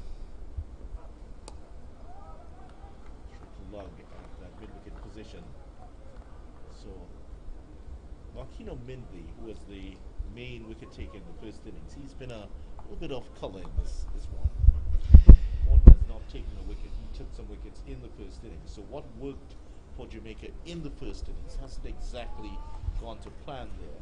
It's Green who's taken a couple of wickets. 2 also for Jamie Merchant. So that's where they have to get things back together here. Mindley and Gordon have to hit their straps again. Good delivery. And it's not that Nicholson Gordon has bowled badly. 14 overs for 21 runs. That's nothing to sniff at all. Right now, the Windward Islands are doing exactly what they need to. Keep Jamaica plugging away. Keep knocking off that deficit, even though they're only going at just over 2.5 and over. But don't lose another wicket, and in particular in this last 15 minutes. Yeah, current run rate 2.75 and dropping. Lug comes into the picture. End of a good first over, return over here from Durval Green. 2 for 35, 162 for 4. You could expect that as we come to the lunch interval, you know, that they're going to slow up a little bit and be that little bit more protective of their wickets. In particular these two, Hodge, he's on 54, Kotoy, who had a 50 in the first innings, and he's now on 21 off 78, and having been out there for 78 deliveries, he's thinking, hey, I could have another 50 here. Yeah. You know, why not? Myself. My skipper's not looking at me and saying, get on with it. He's saying, stay for as long as you like. Yeah.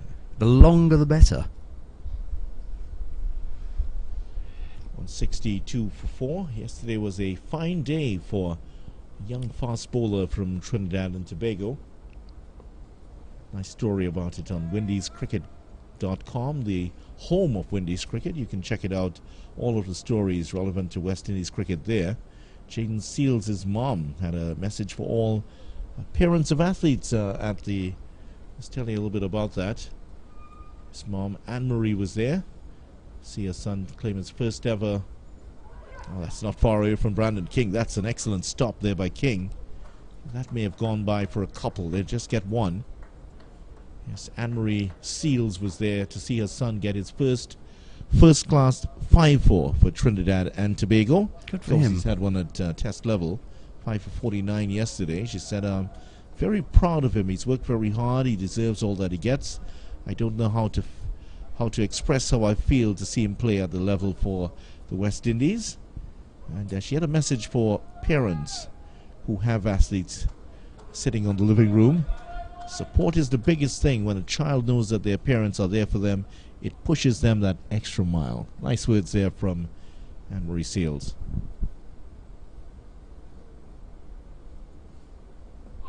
Oh, he's gotten through him, and that is the end of him. And finally, Merchant has broken through here, and Kotoy is left disappointed. And as you can see, the off-bail dislodged, and he is extremely disappointed. That's crept in under the bat and knocked away the off stump. So his dreams of a second 50 done.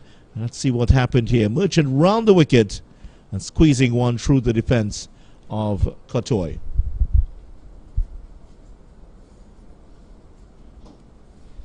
Yeah, he wants to know how that got to the stumps. So do I, from that angle.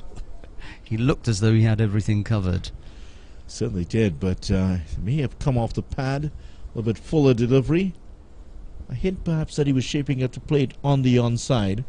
Maybe bat onto pad. All the same, he's going to head off here. Kotoy, he's out for 21. Ronnie's going to tell us about that partnership.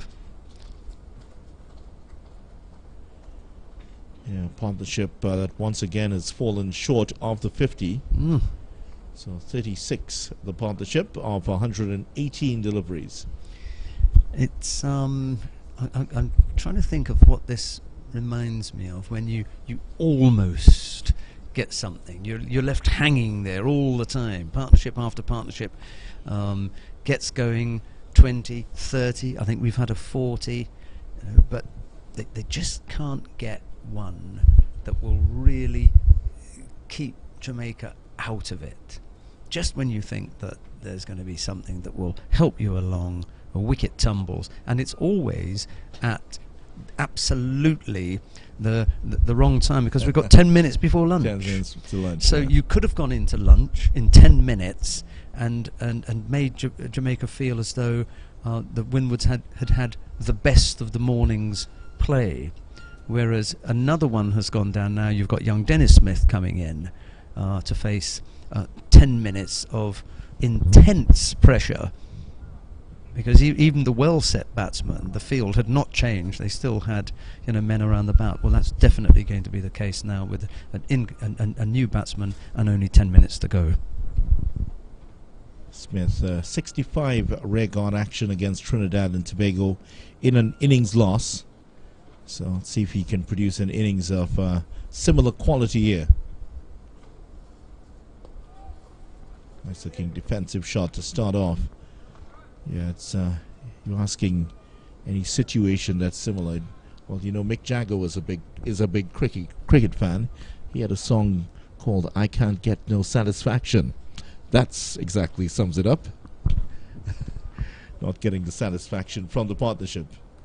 Oh, he's gone straight through him again, and Dennis Smith is out. He's gone straight through his defenses, and Merchant is doing the trick here for Jamaica. 2 wickets in the over, and for the second time here, couple of wickets for him, and that is 6 down. And Dennis Smith, well, we gave him a big wind up here, and here he is. Let's see how this happens.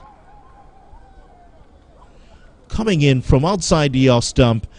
Also may be a play on that one, hitting the off and middle stumps.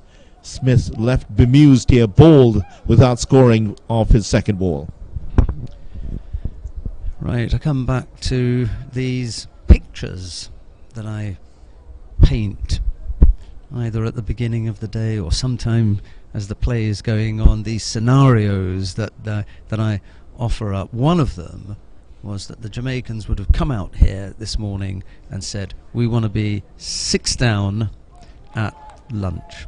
So they've achieved their goal. They wanted to have the Windward Islands 6 down at lunch. Windward Islands, of course, would have wanted to have put on a few more runs, but that really, drained away possibly as long ago as the last 10 overs. Yeah. They really have slowed down, so they haven't gotten rid of the deficit yet. They are 163 runs on the board, but they've lost 6 wickets. So right now in the driving seat with the foot on the gas looking to close this out is a Jamaican team. Merchant started the over with figures of 2 for 55, and now 4 for 55, and still 1 ball to go here. He's had a over to remember. New man in. And a new man in also. That's Kenneth Demba. Didn't do too much to trouble the scorers in the first innings. Got 11. And he himself was dismissed to the seamers. Mindley took care of him in the first innings. Now Merchant doing the business here for the Jamaica Scorpions. And that's the end of the over. A successful one for Merchant. Just the 1 run and the 2 wickets in the over. One of the overs that he'll remember for a long time. 2 wickets, both bowled. Kotoy bowled for 21, and Dennis Smith bowled without scoring. 163 for 6. We mentioned Jeffrey Boycott early on. I think that was off air, but we had been talking about Jeffrey Boycott, and he has this way of saying, if you really want to know the state of the game, add 2 wickets to that. And before that over, 160 odd for what were we at the time? Yeah, 163 for 4. For 4, okay, it was still in the laps of, still in the hands of Jamaica, but 163 for 6. Now, not only is it in the hands of Jamaica, but those hands are around the throat of the Windward Islands team, I think. Green back on the attack here. Yeah, so add the 2 wickets. It certainly was added by Merchant. The umpire just having a look here for Green, who's coming over the wicket.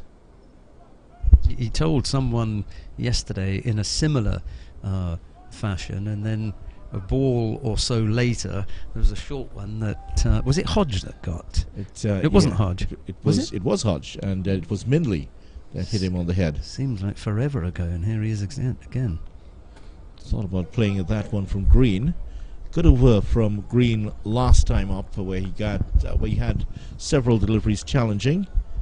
This time umpire Basserett's walking up here, but just to adjust the stumps. He's one of those umpires who's oriented towards the bowlers, very sympathetic towards them. He will give them a little hint that maybe you might be getting close to the zone here where you need to stay away from.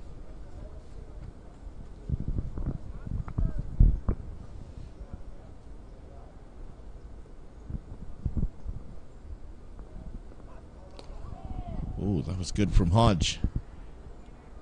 Playing in front of the off stump, in front of his pads there. Denver. That's Hodge, in fact, sorry. Got off to 56. Here's Denver now.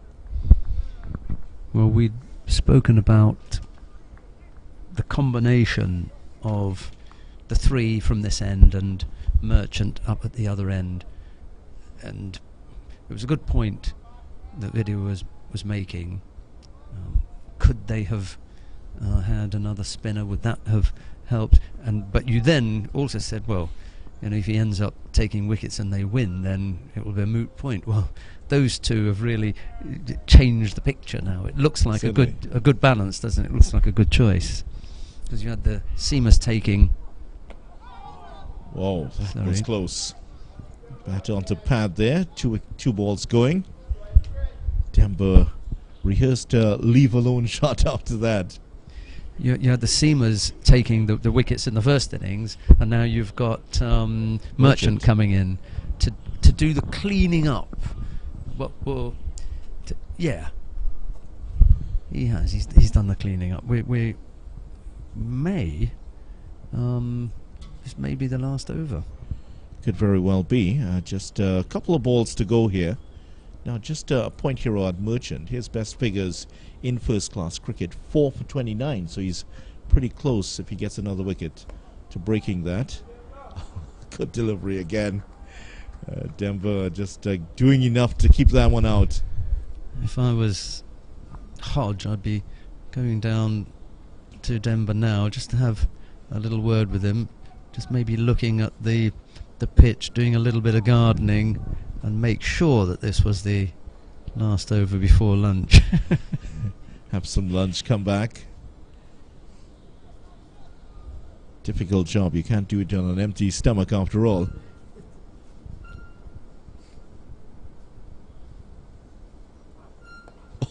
And again, same shot he rehearsed, the leave alone, and the process of it, plays it away and gets off the mark. So that is lunch here at the Brian Lara Cricket Academy, and it's been an interesting passage of play. The 3 wickets have gone. Jamaica have done half the job, 4 still to go.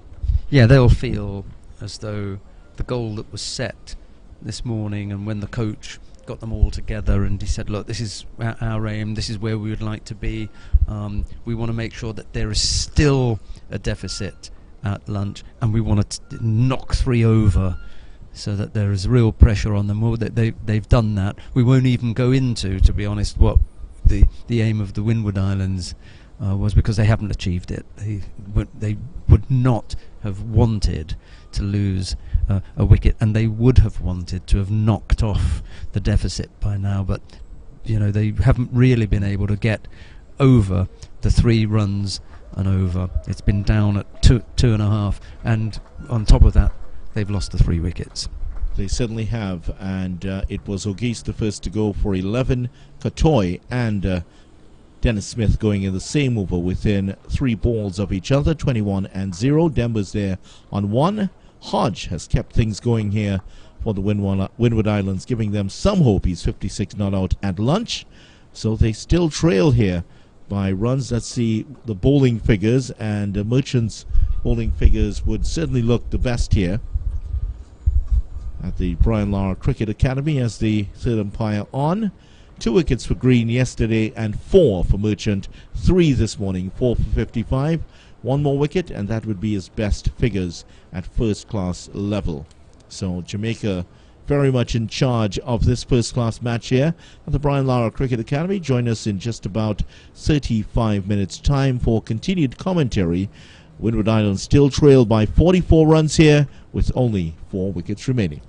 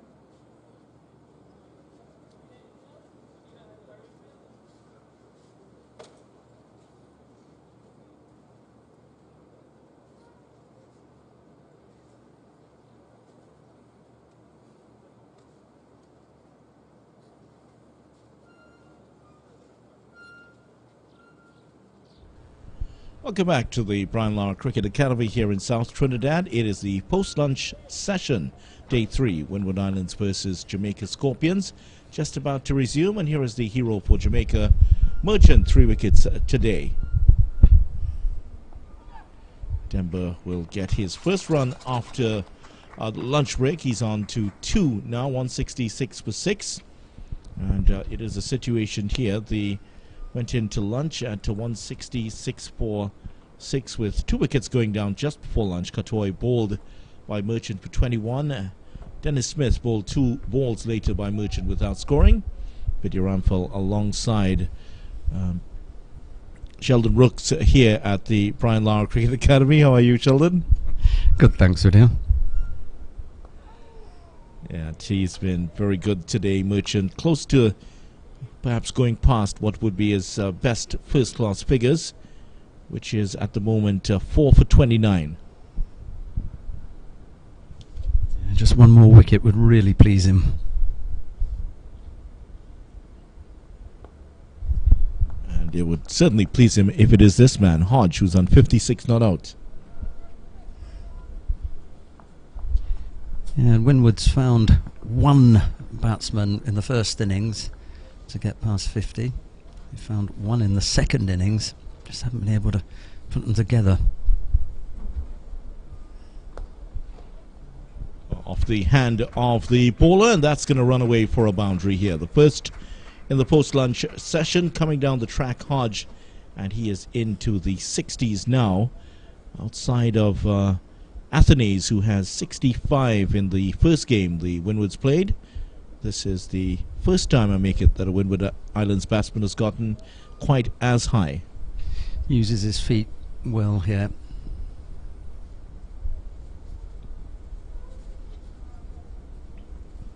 Nice strike as well.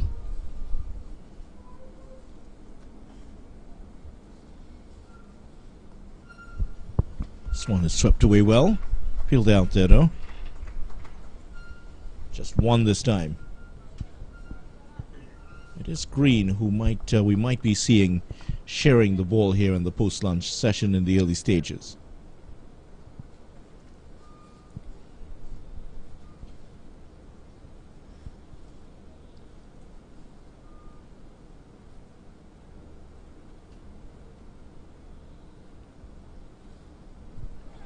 Just short of the fielder.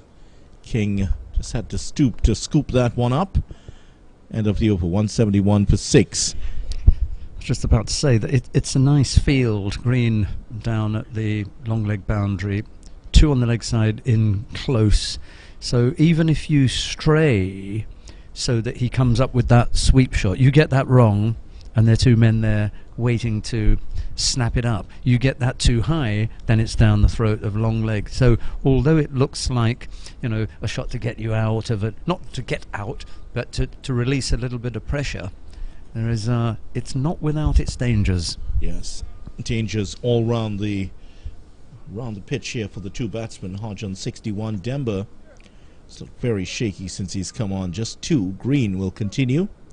2 wickets yesterday to put the fears in the Windward Islands batsman. 2 for 37, and has been tidy in his first spell today in the pre-lunch session.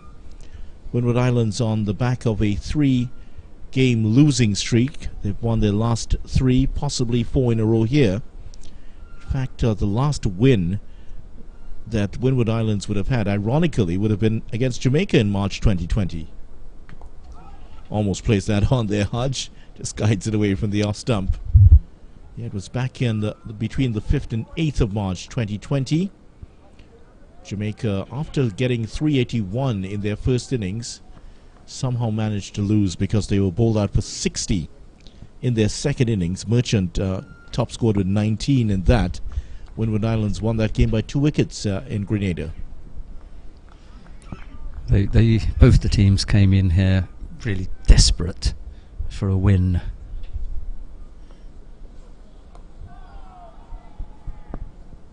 Yeah, they certainly were. 5th and 6th in the table. Jamaica at the bottom of the table, just 8.8 points after 2 games, but they've done a lot better here. They should rise to about 4th. And the target, I think, for them is, after these couple of losses at the start of the season in this 5-match series, was to get into the top 3.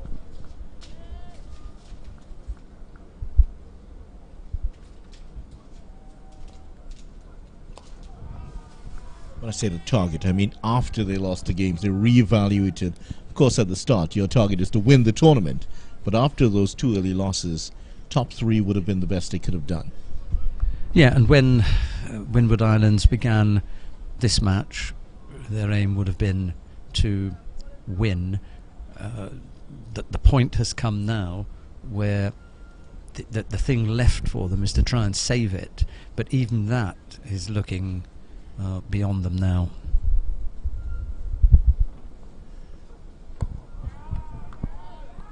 Is there any hope for the Windward Islands to get into that top 3, though? Windward Islands face Leeward Islands next at the Queen's Park Oval. And then in the final round, they face the defending champions Barbados. So it's not a very good schedule for them. It just gets worse. Uphill climb. Be interesting to see how Jamaica go on from here, assuming that they go on to win the game. It really depends how things finish off here. Finish off on a real high,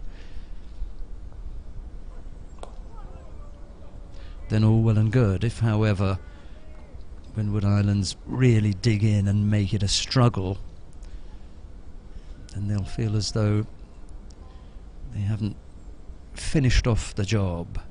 They've done everything that they could have to put themselves in a good position. The first thing was a good bowling effort on the opening day. Second thing was to put together a couple of really crucial partnerships that just took the game away from the Windward Islands. So the third part will be to finish this off with the ball. 2 out of 3 complete. Third on its way. Pending, as they say. And there's still 38 runs. It doesn't sound like a lot now because the lead was 200.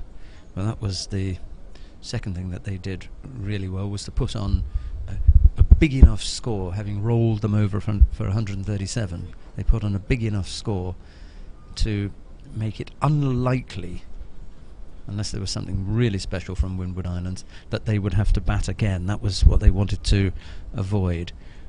36, I would hope for the Windward Islands that they don't get rolled over before they get rid of the deficit, but then with so much time left in the game, you're really looking at, not a great deal of runs that Jamaica would have to face before they wrap it up, as someone said at lunch. Let's wrap it up like, I'm not going to go any further. We all know what we're talking about here.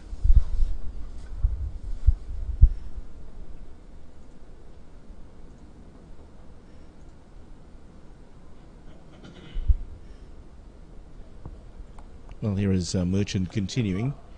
22nd over now, 4 for 61. Here is Jamaica's schedule if their aim is to get to the top 3.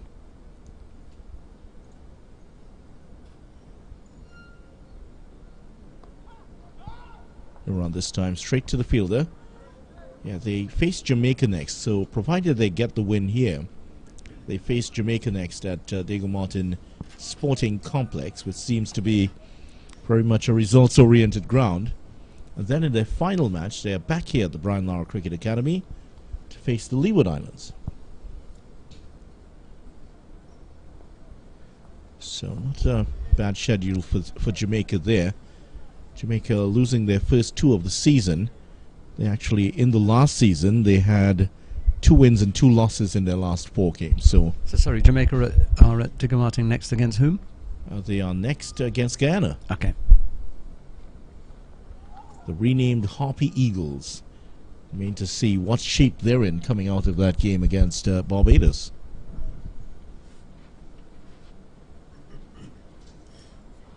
Two balls left in the over, I think. Is it?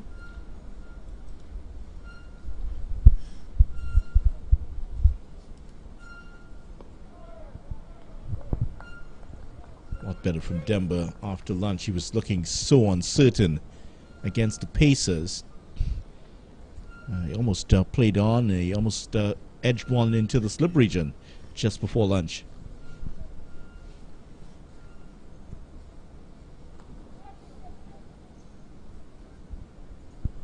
Well, he survives. End of the over for Merchant, 173 for 6. So the pattern for Windward Islands has been, it just appears to me that the pattern has been to play some nice shots from time to time. A couple of people get off, they start building a partnership, and then there is a false or rash shot that brings things crashing down again. They can leave the ball alone, they can play with some degree, you know, of being conservative, but all of a sudden, I'm not saying rush of blood, I'm just saying, you know, their eyes, you know, light up, and then all of a sudden they lose their wickets. Just like that. And there it goes. The rush of blood, or not quite, is here, and Hodges played on for 63. That is the third wicket for Green.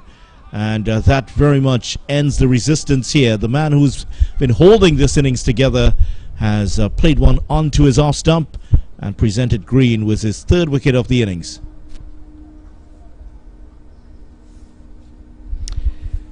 Right, so first of all, for those of you watching at home, I can assure you that the commentary is not recorded afterwards. You know, but there is a pattern, there is a feel to it, and the game's going along, and you just think, here's that spot again where it looks nice, they're leaving balls alone, they're not worried about the scoring rate because they don't have to, they just want to keep their wickets, so don't do anything rash, don't take a chance. And then you get the unfortunate situation of a pull shot looking as though it's there for the hitting, and you drag it onto your stumps. I don't know if we can see the replay of that again. I'm just interested to see just how high that ball got up, because we haven't had any issues with the bounce at all.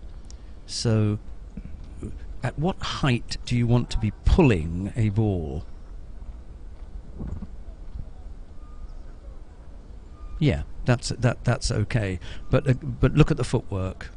He's looking to drag this from outside the off stump, you know, back and across for the pull, back and across. His feet really don't move. So I think if Smith was back up in the pavilion with us in the commentary box, because he was here, I mean, he's an experienced player, he'd be telling them this is how you play that shot, or this is where you should be. Here's Green again. Good delivery from Green to the new batsman Lewis, who was bowled by Mindley in the first innings without scoring. McSween, the other batsman, still to come in, and Josh Thomas. McSween was run out for 12, self-inflicted wound, and Josh Thomas was not out on 0 in the first inning. So that's what's happened here. All of that does not suggest a very long stay at the crease for any of these batsmen, but for their team's sake, hopefully they can. Oh, that's another good delivery here from Green. He's been good since he's come back. It was a little bit indifferent from Mindley earlier, but Green came back and he sort of put some more pep into the Jamaica attack.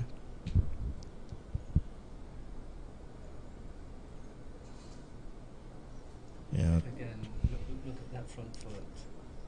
Where is that compared to where you've played the ball? There's too big a... Sorry, there's too big a gap. Sorry about that. I fell into Vidya's trap there. Thank you. That's a lot better. A lot better.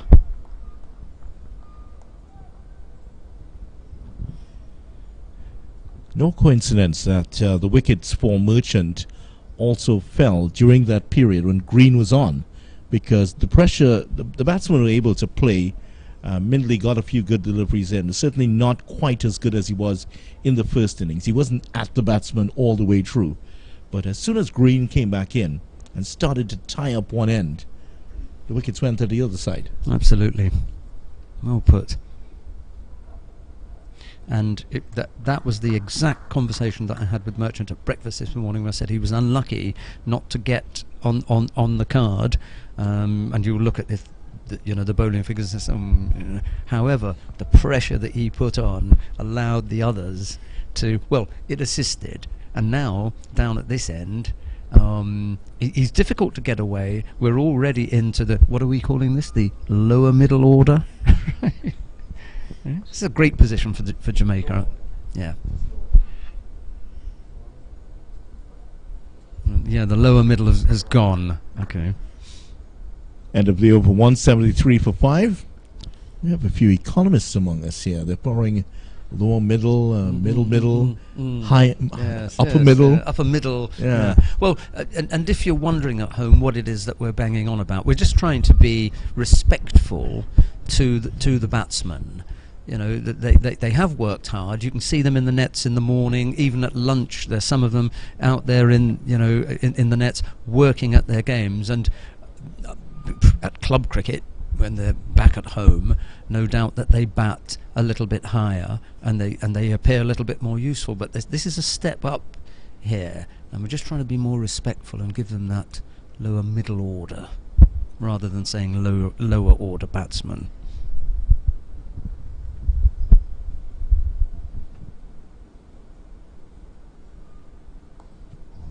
Or, to use the other word, the dreaded tail-enders.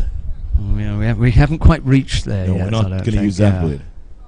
It's been banned from the lexicon. Oh, I use it. You know, if you look like a tail-ender, then you are not going to protect you.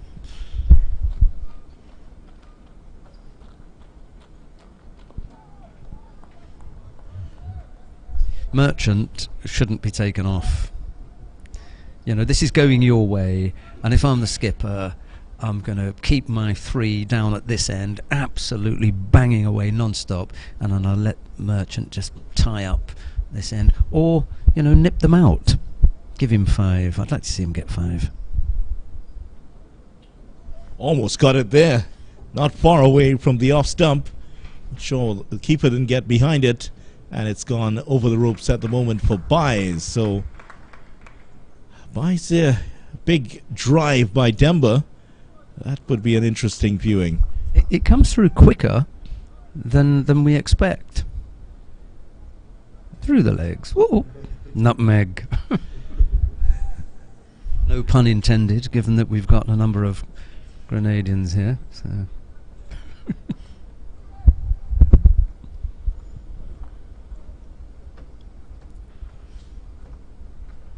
King finally settles back into his spot. He's been the one to do the chasing here.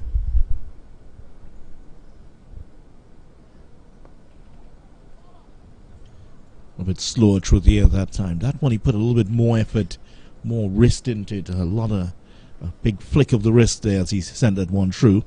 Perhaps Demba felt that one was going to turn a bit more.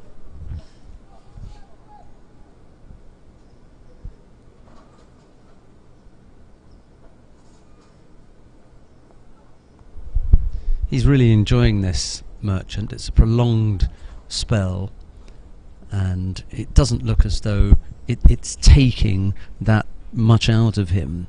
Every time he comes to begin a new over, he's keen to get the ball in his hands. He's, you know, looking busy.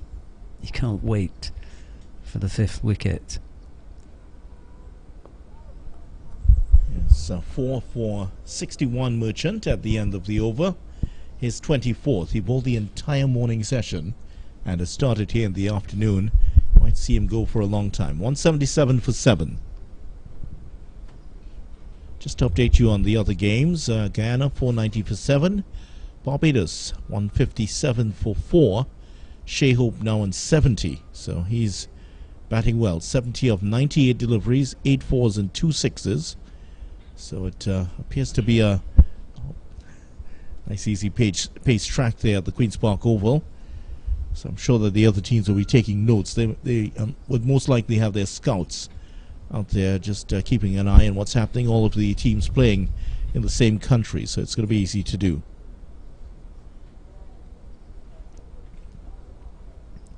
What did that come off? That's going to run away for 4, but dead ball. Yeah, it's a dead ball. Didn't play a shot there, Lewis, as you could have seen.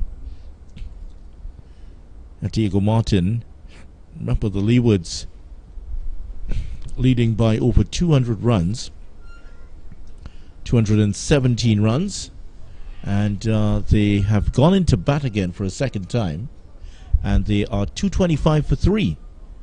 So they have just about batted TNT out of the game. They now lead by 442 runs with a day and almost 2 sessions to go off the pad here. And Kieran Powell, 83 not out. He's looking to become not just the first man to score 100 at Diego Martin, but 200s in a row. He's out. Oh, he's out. Oh, okay. Luckily. Oh, yes, I thought it was not out. It's run out. Luckily, TNT got him. Oh, and Devon Thomas, well, he's going to be looking to be the second man to get the 100 there. Thanks for that, Ronnie. Small writing is a bit small there, Ronnie. Need to write. Your handwriting needs to be a bit better. There's Green again. You see what I mean about running through the crease there? He finishes halfway down the track. He's still got some energy here, so he's steaming through. But there are times when he just gives that little hop to get up to the crease, and then there's not a great deal left after that. But maybe the fact that they are 7 down and he sniffs an early finish is helping him to propel him and through he's had the a wicket crease. in the post-lunch session. Little bit of a shape away as well. So 177.47. Green has had 3 for 39, 14 and a half overs. Certainly the catalyst for this Jamaica team getting back into the game, at least keeping alive their chances of knocking over the Windward Islands before tea. And Green picking up a wicket himself in this post-lunch session.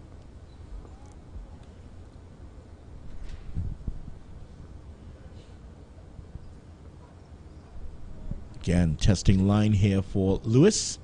Sort of about playing at that initially, just pulled away because the previous delivery went away from him. So he's just very cognizant of that. Green can also get it to go the other way here. So good over from Green. 5 deliveries unscored off here. Demba and Lewis out there.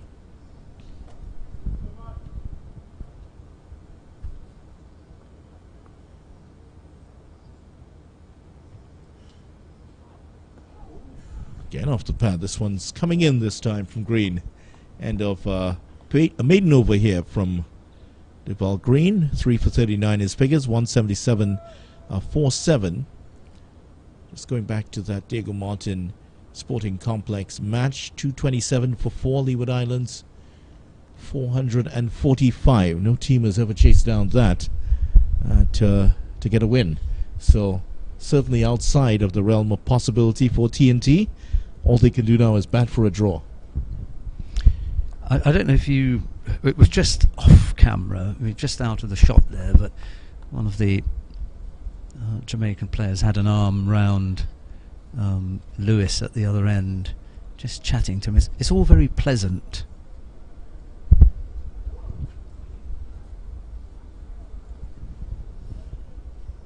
Well stopped there Good- by yeah, good Brandon stop. King. Well, he must be good cop. You know that old routine, good cop, bad cop? He's the good cop. The only thing for me is that the bad cops have all gone home now, got their feet up. You know, that the bite has really gone out of it. This is an absolute... There's a feeling all of a sudden that they're just waiting for the inevitable. Not far away from first slip. And that's going to run over the ropes for a boundary here off the bat of Demba. He's lived a charmed life so far. Had one before lunch where he pulled the bat away, got an edge, and it didn't carry to slip. This time, a big slash at this one, and that would have gone straight to second slip. Beautiful height as well. Yeah, just about the right height. Yeah. Nothing that Blackwood could have done about that. No, you could only watch that go past him. I hope I haven't offended anyone when I mentioned about the nutmeg. You know, Using a football term. well, the football term, but you know, Grenada's famous for its spice, isn't it?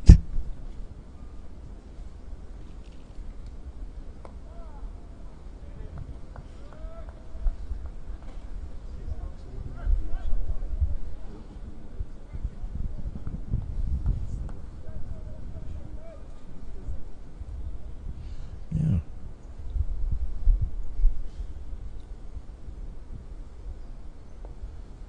A little bit of Ronnie was turn just there on as well. about, yeah, a little bit of turn. Ronnie was on about, what type of shot was that he was saying? The nutmeg shot. You can play that between your legs. I've seen Risky the shot, I've seen yeah, the tennis seen it. one like that.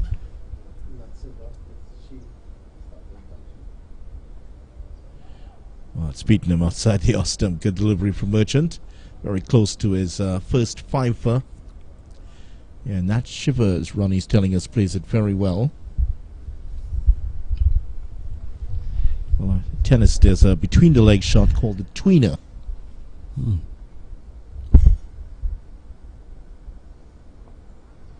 So Roger Federer plays it very well, but first done by Gabriella Sabatini, the Sabatini, they used to call it. 181 for 7.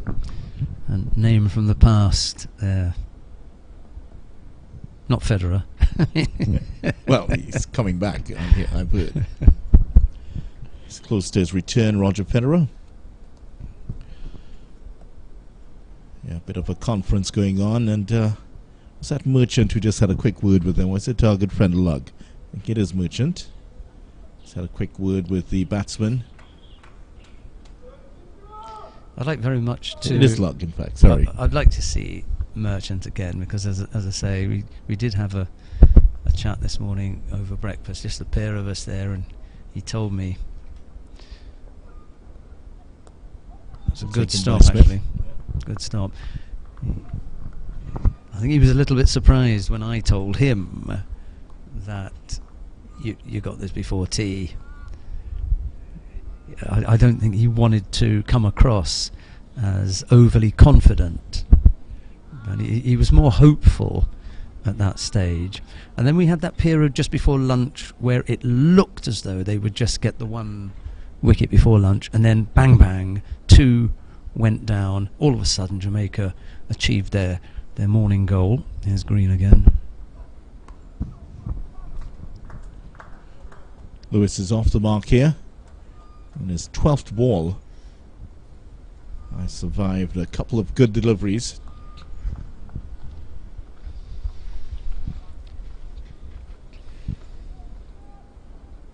Ronnie's just full of ideas, isn't he? Well, he just wanted to confirm that nutmeg shot was a genuine and recorded, and other people knew about it, just not himself, you know.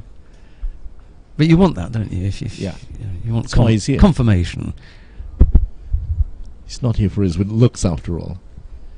Denver stepped away from that Green as Green ran in, probably just hearing someone chatting a little bit. Green thinks it's amusing, and you've got the man at short leg who's come in to have a word with Denver as well. Yeah, Paul Palmer's there, just outside of the shot.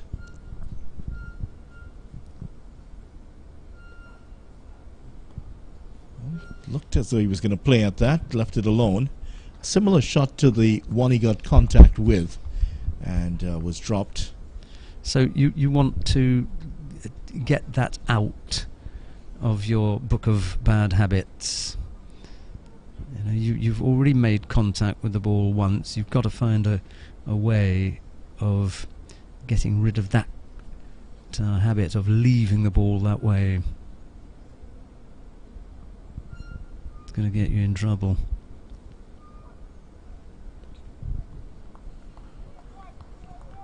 This Green starting to tire now. He did bowl 3 or 4 overs before lunch, had the 40-minute break, and back on. Not sure what he had for lunch. Don't think if it's the same thing that we've had for lunch, but whatever he has had for lunch, he's still firing along here. Well, I wasn't going to mention lunch, only because I know not everyone at home is interested in what we've had for lunch, but we've had the same as the players. Oh, similar ball here from Green to Demba. Yeah, that's what he should have done, left it alone. Then I hope they will have enjoyed their lunch, because it is a different cuisine. You go to different islands and you do find different types of food, and in particular where we are in South Trinidad, I'd imagine that that they shouldn't be surprised at getting a nice curried chicken and nice chana and the bus-up shot. I enjoyed that. Almost plays it on, same shot again. And he's almost played it on for the second time, almost dismissed, trying to leave the ball late. So Green, close to his 4th wicket here. Here's what's happened. Batting outside the leg stump, steps in. And good line, but close to the off stump. That would have certainly dislodged the bails. If he had dislodged the bails, I think something else would have been dislodged when he got back into the dressing room. It'd probably been his head from the coach. We've already seen him make contact with the ball and nearly get out. And then he's had a couple of leaves where we have made a point of saying, don't do that. And I'm sure that the bench downstairs are saying the same thing. And then he almost drags it on with what really looks like an extravagant leave. It's unnecessary. Get rid of it.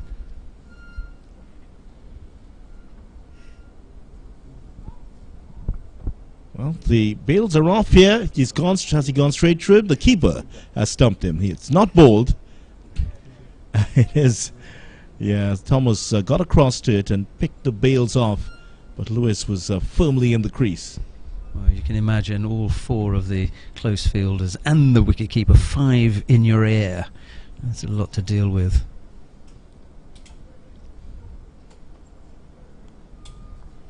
And depending where they are in Jamaica, maybe 5 different sounding Jamaican accents. Well, we did have an example of a Jamaican accent yesterday. We had an introduction to Rosie, so all of you from Jamaica, you're going to know exactly who we're talking about.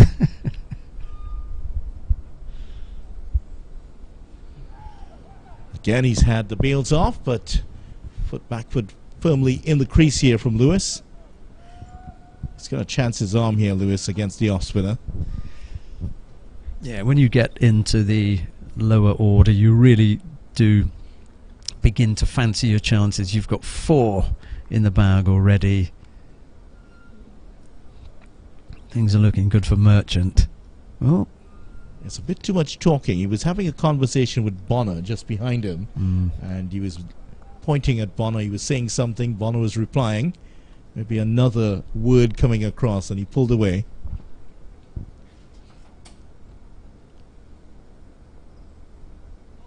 That one looked like he was also trying to pull out of that shot. So a lot of uncertainty in the minds of these 2 batsmen.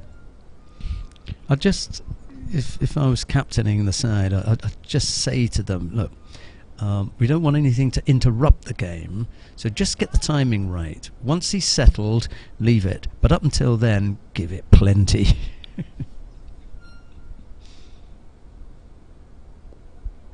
And you don't have to talk to him, you can talk to each other. Yeah. The wicketkeeper can be asking short leg, what he sees, or just reminding him that the slip there. You could talk to Blackwood and say it's coming your way, all sorts of stuff. You just want to unsettle him. It's all part of the game.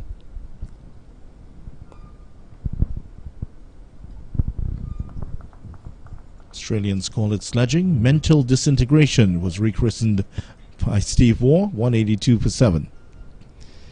Yeah, I'd go so far as to say sledging is when you are addressing your opponent directly, whereas the chat between the pair of them, the chat between your own teammates, and you're talking about how he holds the bat or how many times you've seen him out, and I wouldn't even say that was sledging. That's just talk between players. When you direct it at the man, yeah, that's sledging. And at the moment, Jamaica are in the lucky position of being able to say anything they want. Yes, Green once again. Oh, that one got up on him there, Demba. Exactly the kind of delivery you want at the start here to a batsman who's been in the wars, not sure where his off stump is. We may see that again because does it get up? Well, now he plays the shot the way that I felt that he should. High hands, get the hands up. He didn't get his hands up, but when he rehearsed the shot, he rehearsed it with hands much, much higher. You can trust the bounce here. We haven't seen things, nothing has skidded through. Well, that's a full shot that goes past the bowler, swats it past him, and they get 2. So he is not going to leave those alone. He's going to chance his arm here, Demba. I don't think Jamaica will be too unhappy with this. Look at this. That's a swat. Definitely a swat there. A forearm, forehand smash.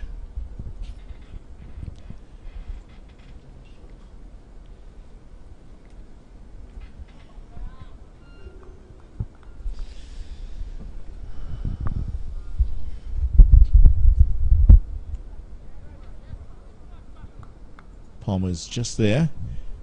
Just reminds the batsman that could have come my way. And you're talking about fielders having conversations, which of course the batsman needs to hear. The trick is to get it loud enough for the batsman at both ends to hear. So it's yeah, because as the non-striker, when you get down there, it's going to be your turn.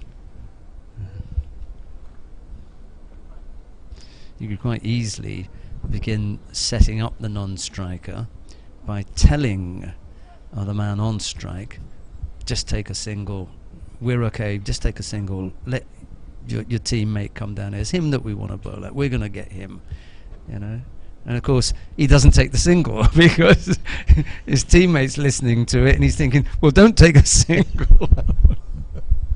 All sorts of games go on, but the real point here is that Jamaica have put themselves in a position where they can do that.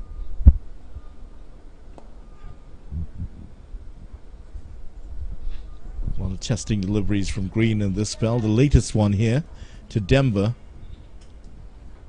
He looks the more likely of the two batsmen to be dismissed for now. He's made quite a few mistakes, and that smash that we saw from him earlier would have increased the possibility. And just out of your shot, you've got a man square of the wicket there. And if Green drops it in short and it pops up, it's a nice looking shot. Drive. Good stop. And a wonderful stop there, diving across. Sorry about that. I got excited. That's Merchant. Yeah, it was Merchant. Merchant has been in such a good mood with those 4 wickets. 184 for 7 at the end of the over. Oh, it is my turn now. I've put the microphone down to stay away. This is the one that we were talking about. The SWAT. What was the one that we were talking about before, Ronnie? The nutmeg shot. Or maybe this is the SWAT shot. Well, Federer makes it look a little bit better than that. Yeah, He's a very elegant player. I was going to say that was exactly the word I was going to use. Slightly more elegant. We're going to have and then he doesn't play two-handed. He's very much a one-handed player. I was going to say, are we going to have a change of bowling, or is it Merchant going to continue? He's just fueling up down there. Maybe a Red Bull or a Gatorade or something. They like those sweet. I have to be careful here. They like drinks that have a lot of sugar, not a sweet drink, because here in Trinidad, sweet drink means something completely different, doesn't it? It does. Yeah. What the Americans would call a soda. Soda. Isn't it funny, the English language, isn't it? Just all the oddities. I heard someone asking for a cocoa tea the other day. I thought, what's cocoa tea? What's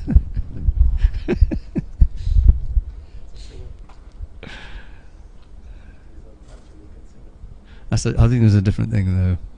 It was Not the singer. No, not the singer. No. Yeah. Right, 184 for 7. Merchant it is, who's about 4 for 65 off his 26 overs. He's the workhorse for today.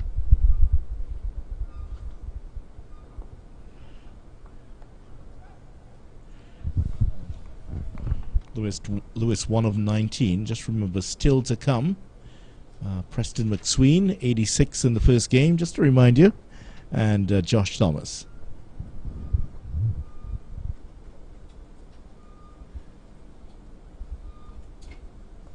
Swept to that. Will that carry to the fielder? It does, but Green can't get his hands on it. Just short of Duval Green coming in. He was there exactly for that sort of shot. Swept around and just in front of the despairing hands of Green. Top edge there. And here's Green coming in. Could he have gotten to this? He looks like he's in position here. Yes, he should have taken that. Should have taken that, Duval Green. They get 2. Poor old Merchant remains on 4 wickets. Whilst the ball was in the air, he could see a fifer. And then it fell to ground, unfortunately.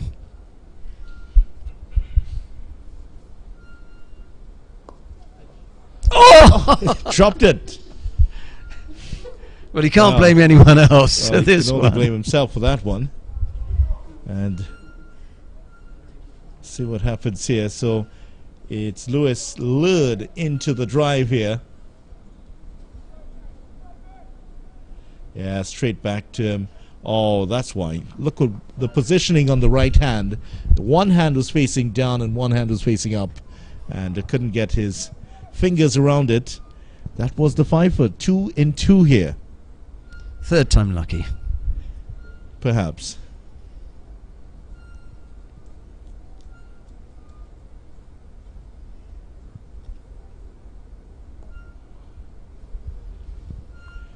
There could have been all sorts of headlines there. Had he taken the fifer and led his team to victory. Spin Merchant. Brian Lara Cricket Academy. Page 4, Merchant number of 17. We're going a little bit further down in the book now. I think that's on 77. Oh, another good one for Merchant, and he could have had a couple of wickets in that over. So Lewis survives. 186 for 7. Yeah, Merchant takes his cap. Still shaking his head as he's walking away. Yeah, whenever a catch goes down, you feel aggrieved, and you can look at your teammate. It doesn't last long, but then if you've put the catch down yourself, then you've only got yourself to look at. Although he did have a look at Green, didn't he, when they walked past, and they probably said, well, you know, if it's good enough for me, it's good enough for you. Yeah. The internal monologue does change after that, doesn't it? In fact, it's Merchant who has to toss the ball to Green, who runs in now. Denver continues with that extravagant leave of his. Almost got him in trouble twice already.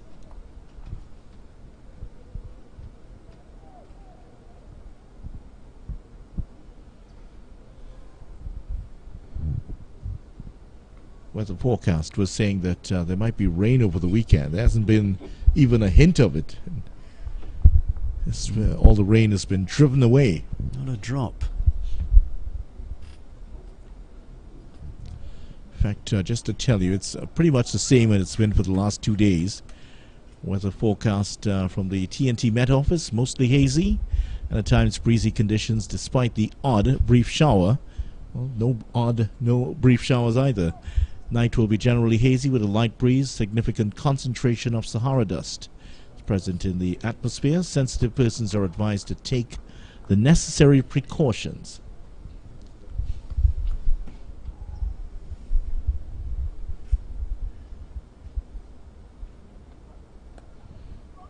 Off the edge again. This time he's going to get one, that's all. And there is news coming in of a declaration in Diego Martin. Leeward Islands have declared on 241 for 7. And so that's the news there. How much have they set them? Powell 83. 84 for Devon Thomas. I think he was dismissed shortly after we gave that last update. So, yeah, that's why it was declared. And again, same shot, leaving alone very late, and edges that down to second slip. Is he going to learn here? Well, this time it's Lewis, isn't it? Lewis is on this time, strike. sorry. So Denver and Lewis sharing in this slightly over-extravagant leave where they make contact with the ball. The term for leaving alone that we use is to shoulder arms. And I would challenge any of either of these two to pitch up at their military academy and pass muster shouldering arms the way that they've done here.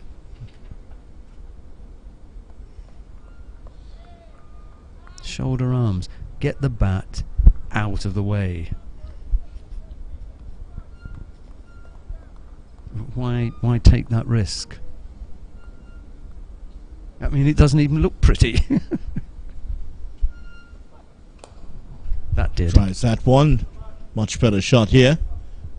Just two. It won't carry to the boundary. They're going to come for a third. They are going to get 3. Nice shot there by Lewis. Well run. Doubles his tally to 6. So, at the Diego Martin, Leeward Islands declaring 241 for 7 here at the Brian Lara Cricket Academy, 190 for 7.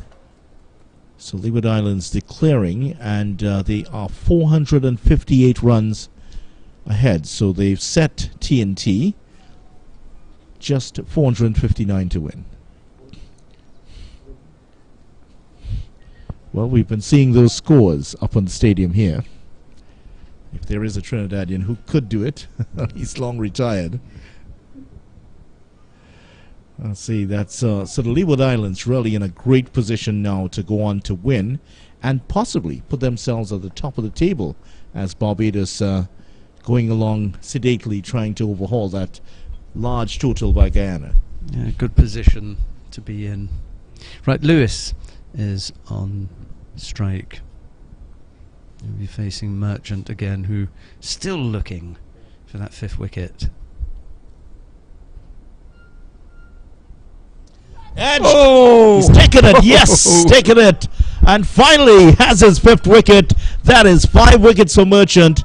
Best figures in first-class cricket. A little muted from the bowler because of those 2 dropped catches, but that is the end of Lewis. He's gone for 6, and what a catch there by Blackwood. He's very good in the slips. And look at this.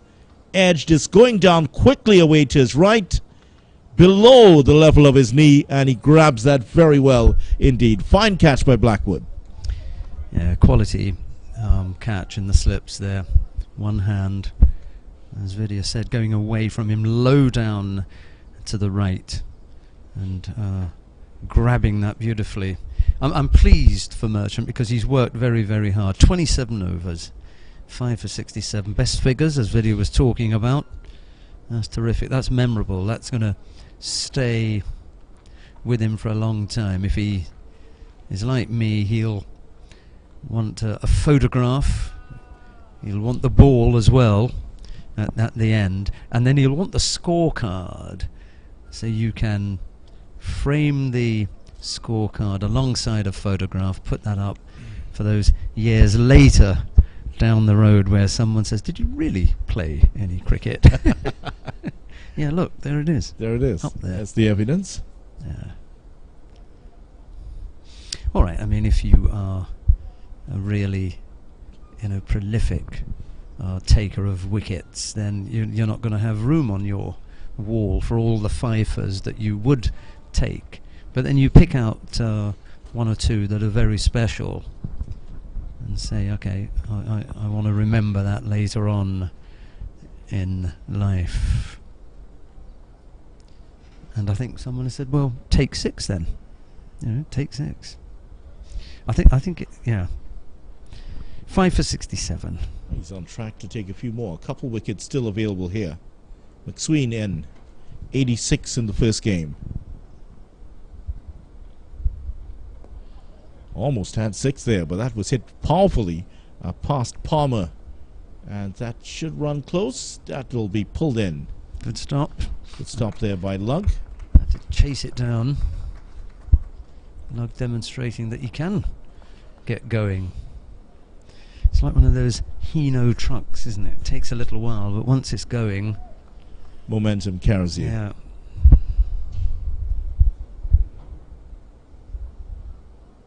$16 is how much is left on the deficit now. Sween was actually able to get through for 3 there. So Demba, he's been there for quite a while now. 39 deliveries.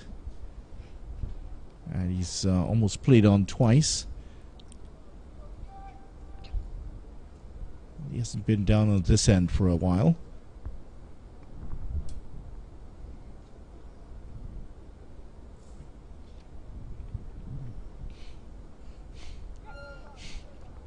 Well, the man at that leg gully position was actually on his knees as he was fielding, but then it went away from him. There, Palmer, still unable to stop it. Doesn't help your mobility when you're on your knees. I'm just wondering who they're going to turn to now to come and blast out the remaining 2 wickets. I'll give you my answer because I'm seeing the mid-on fielder warm-up. That's Mindley. There he is. Just spoke about him, with the floppy sun hat. I wonder who was it yesterday that had that wonderful arm, who threw in. That's Martin, the Martin, substitute. the substitute. Yeah. He was terrific. Yeah, what an arm. Flicked it in.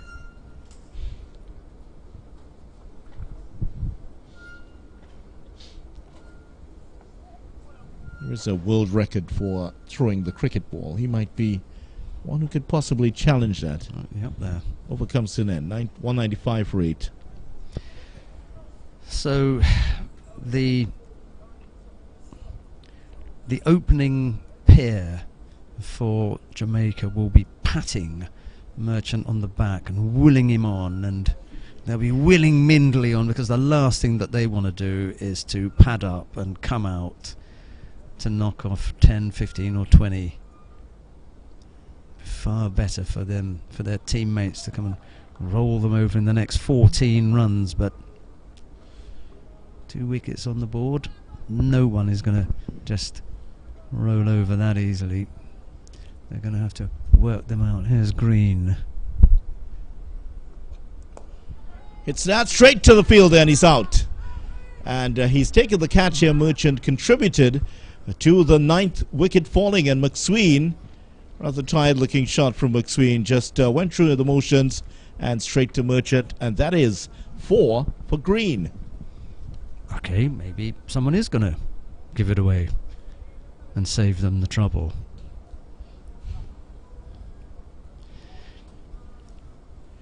So McSween gone for 4, so that's just 1 wicket away from victory now, Jamaica. 14 runs still to go for an innings defeat here. An innings victory for Jamaica over the Windward Islands. Just in case you were wondering about that longest throw, the world record for the longest throw of a cricket ball was by Robert Percival of the UK, a left-hander. It happened at Durham Sands Race Course on an Easter Monday, 18th of April, 1882. He threw the cricket ball 128.6 meters. Yes, I was going to say when what was his name? Percival, Robert Percival. I was going to say I can't remember him myself, but then when you said the year, if you had remembered him, that would have been that would something. have been something. Water break now, and Jamaica just one away from victory here. 195 for 5. Windward Islands still have 14 runs to make Jamaica bat again. There is the match summary. And after that low first innings total of 137, Jamaica replying with 346. Windward Islands 63 from Hodge, 34 from Smith, but still 14 runs away from making Jamaica bat again. That's the match situation. We'll be back with you in a couple of minutes.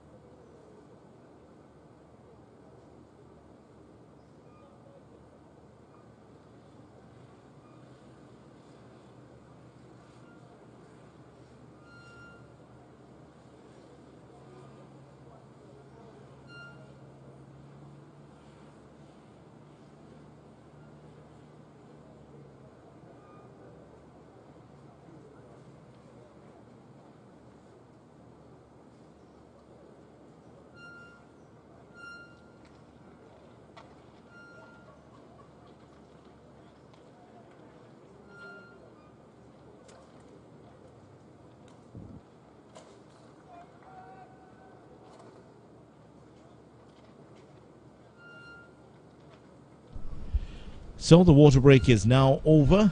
195 for 5. The Windward Islands staring the feet squarely in the face here. Just 1 wicket to go. 14 runs still to get.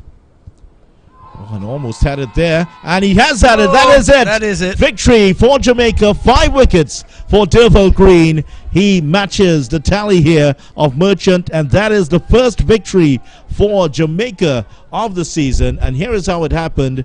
That has broken a string of 2 consecutive losses here for Jamaica. And that one pitched on the line just outside the off stump. Maybe a trifle high there, but he was way back on his stumps. He's been given here by umpire Bassarat. And that is it. Windward Islands bowled out for 195. Innings victory for Jamaica here. Well, yeah, we can talk about whether that was a little bit too high or not, or whatever our opinions are. But there had been 9 other outs prior to that, so we can't blame it all on that one. A disappointing end for Windward Islands, absolutely no doubt about it. We can go through the card if you like. 34 for Devon Smith at the top, 63 for Kevin Hodge. That was the main contribution for this innings. Kotoy getting 21 to go at his 50, but after that, after he was dismissed, it fell away very quickly after that. He was dismissed at 163 for 5. They've now been bowled out for 195, so from 163 for 4, the last 6 wickets falling for 32 runs. Green and Merchant were rampant in their destruction.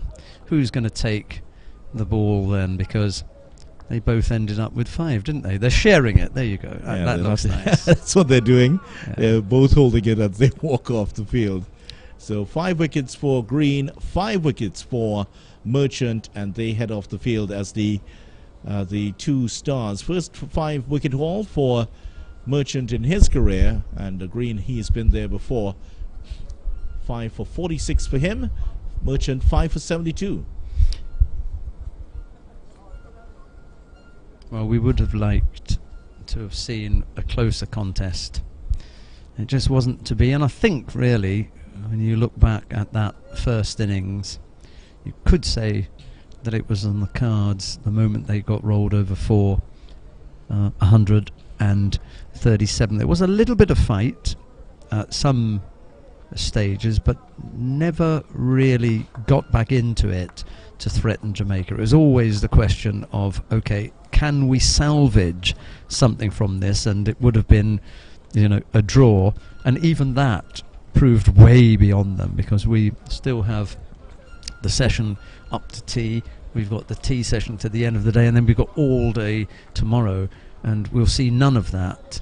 They simply weren't in the game enough to make that a possibility. Vidya. So there is the match summary. Windward Islands, from the time they were bowled out for 137, 5 wickets for Marquino Mindley in the first innings, and 4 for Gordon in the first innings. The writing was pretty much on the wall there.